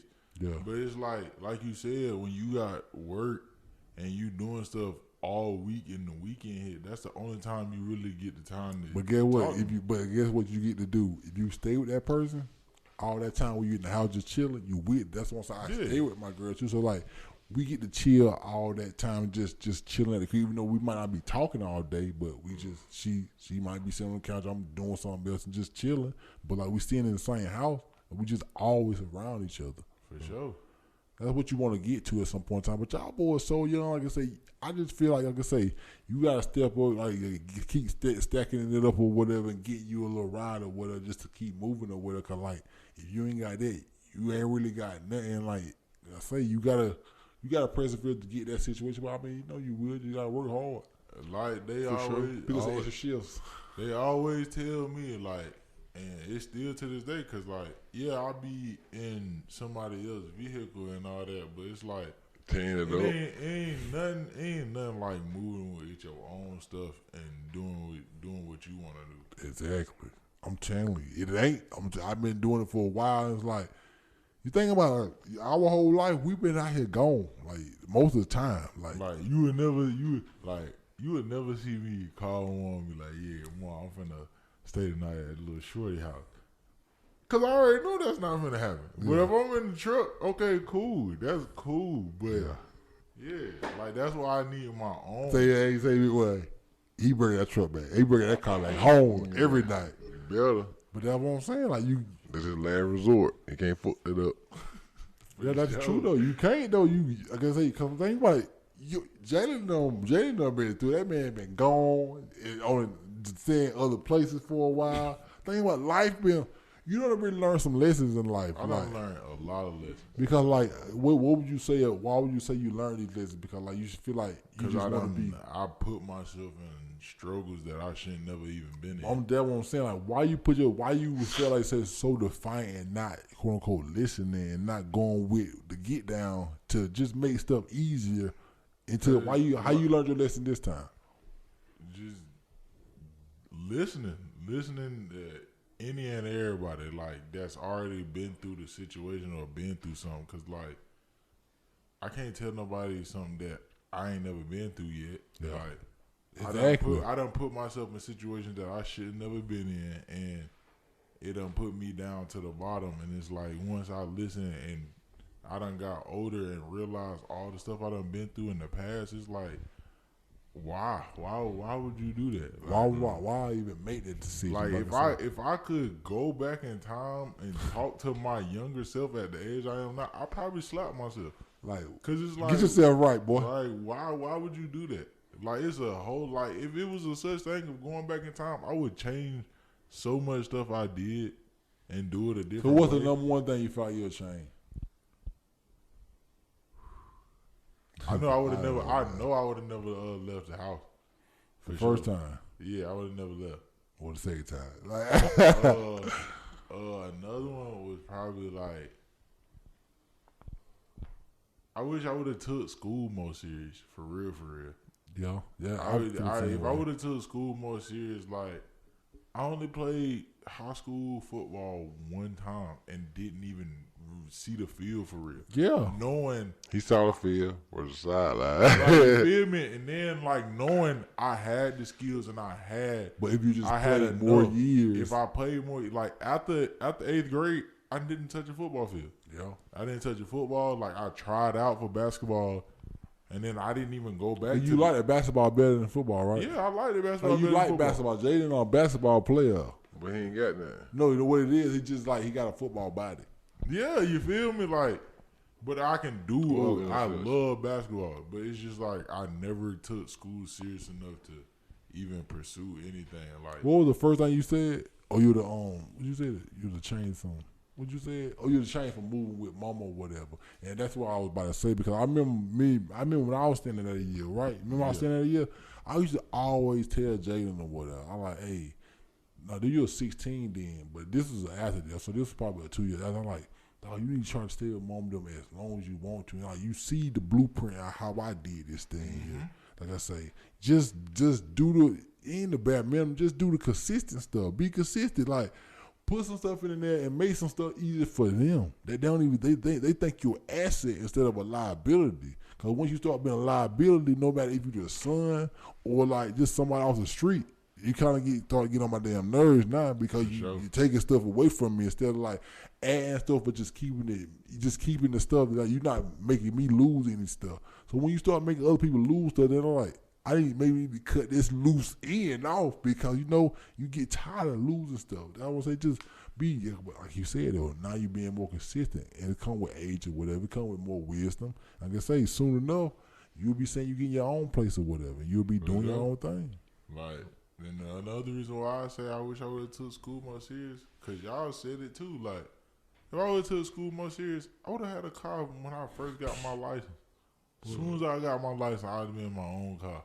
This man got the most perks ever. Like this man could get help from so many different directions of people. But like, just won't do right. You know what I'm saying? Like it's like the simple stuff. But give y'all social media. It was just me being young and thinking I can do everything on my own. But let Frank answer this question real fast though. You said about stuff that you could change, like something that like cause you only 20, you 22 now, right? Yeah. Like think about like some stuff you could change like 4 or 5 years ago, like coming out of high school. Well, to piggyback off of what he said, I should have took school more serious too. I did try for basketball. I didn't make it, so I pretty much gave up on it. Now, I guess I just work all the time now. I'm just trying to stack my bread up and just get my life together now. Yeah. I never really liked school, so I didn't really see a college future for me. Which is fine. I mean, you gotta learn what you want to learn. Yeah, so at this point, I just want to stack my bread and get my life going in the right direction. That way, I can really do what I want to do. Yeah, exactly. If I had to change anything, I don't think I would change nothing because I probably wouldn't be who I am or where I am at today. So, yeah, you still want to be you. Yeah. I think about that too, but I would definitely change a couple of things. Like just to change a couple of reactions to things. I would say I'd change how I went about things rather than change the whole situation. Yep. I would change how I went about it. Exactly, because it's some reactions that you be like, I could have acted a little bit better than that. And I know it because I just wasn't as wise as I am now. I can look back on like, that was very immature. Like, it's things that you do that's immature, and that's why they say, you do immature stuff. And that's why I look at older people like, they so wise. I love to catch some of that wisdom. So y'all give our socials, though, so we can get up out of here. Got a little short pie today, man. Just drop it back. And matter of fact, before y'all give y'all socials, though, I want to say this to the people. I know we've been missing a lot. I know we need to pick back the pace up. We're going to pick the pace up, but we're picking the pace up and saying getting more people on, figuring out what we're going to do, how we're going to schedule these people, whatever. Because, I mean, we obviously they know we trying to have people, but I mean, maybe they're just not pulling up on us. But it ain't their fault. It ain't our fault. It's just our situations is just life or whatever. But some point in time, we're going to get somebody on here. We're going to get a great conversation. Y'all going to tap back in. It's great like that. Give your socials, Jalen. You know what I'm saying? You just add me on the, not the Snap, Instagram at Chubbs the Mans. And shout out to my boy, Foo. Follow him on the ground. We're going to get him on the pod, too, because my boy working hard in future studios. I see ambitious Few always popping up on the Neighbor Black pod. Yeah. With the glasses. Sure. I know that. That's tight. Shout out to that. That's real. He been working hard. He was somebody I talked to that time at your party. And like you just tell, he was on that straight and narrow. Like, he got a vision, he got a plan, and he going to execute it. And that's what you got to do in life. Execute your plans. Give yours, Frank. Y'all can follow me on Instagram at Franco_2 and I guess follow me on TikTok, Blackout Boy Franco. Okay. BLK. No, just spell it all the way out. Okay, Blackout Boy. Blackout Boys. But you can follow me at Y20 because on Twitter, Instagram, Sunday on some guy on the Snap. And I got to say this. Appreciate you, Jaden, for pulling up because, like I say, John ain't in the building today because, you know, he had to work and his kid's birthday. So shout out to the twins. It's their birthday. That's so tight, man. They fine. I be they all over the place right now, whatever. But appreciate y'all boys pulling up because, like I say, we need help on the way. John couldn't be here today. Jalen put up for, like I say. And like I say, you talking about leadership and stuff. Like, we asked Jalen to come. I asked you a little earlier in the week or whatever. Just like, if you didn't pull up, I would have to do it. But like, it's so tight that you can pull up because like, we don't need you all the time, but we do need you. We know we can count on you, and that's all you need in life. Somebody that you can count on, just for the small things, just for an hour and a half, 2 hours on a Sunday. What else we doing? It ain't the worst thing. You could be doing a lot worse than chilling in an environment that you can do the things you want to do. And then, like you say, it's a vibe too. It's a vibe. It's like I feel like you come over here having a conversation, just releasing what's in your brain right now, whatever. And then, like, after we turn this off, then we can get back to regular scheduled programming. But this is something you need this every week, and I love doing this. Funny, like before, when we get done, before y'all take our headphones off, when y'all take our break, like, dang, it did feel like you was in a whole different environment because like you literally listen to the podcast through the headphone instead of just listening to us talking our regular voice. And it's so quiet in here. It's like the only thing you hear is us talking or whatever. It's literally but you hear us talking through the microphones instead of just hearing us talk in this space or whatever. True, though. Like, we talking through the microphones right now. But you can follow me on IG and Twitter at The Money QB. Follow me on Snapchat at Fine Ass Twin. Go to the Navy Black Podcast, IG and Twitter at Navy Black Pod. Go to the website, NavyBlackPodcast.com. Also go to the YouTube, subscribe and like our videos. We just trying to grow, trying to get clout. Type in Navy Black Podcast. It's going to pop up before you even finish. Because we've been doing this thing. We've been not as consistent as we usually be, but we've been doing it for a while. So check us out. We actually got good content. And then you can actually see my pretty face every week. Bring value. You say you got a pretty face, but hey, everybody know this one, boy. Been way prettier, boy. Got the MVP on that stock count. But this is the Navy Black Podcast. We'll see y'all next week. It is. Over with a guest that's gonna get that fire ish. Yeah, I just say. Holla at y'all next week though.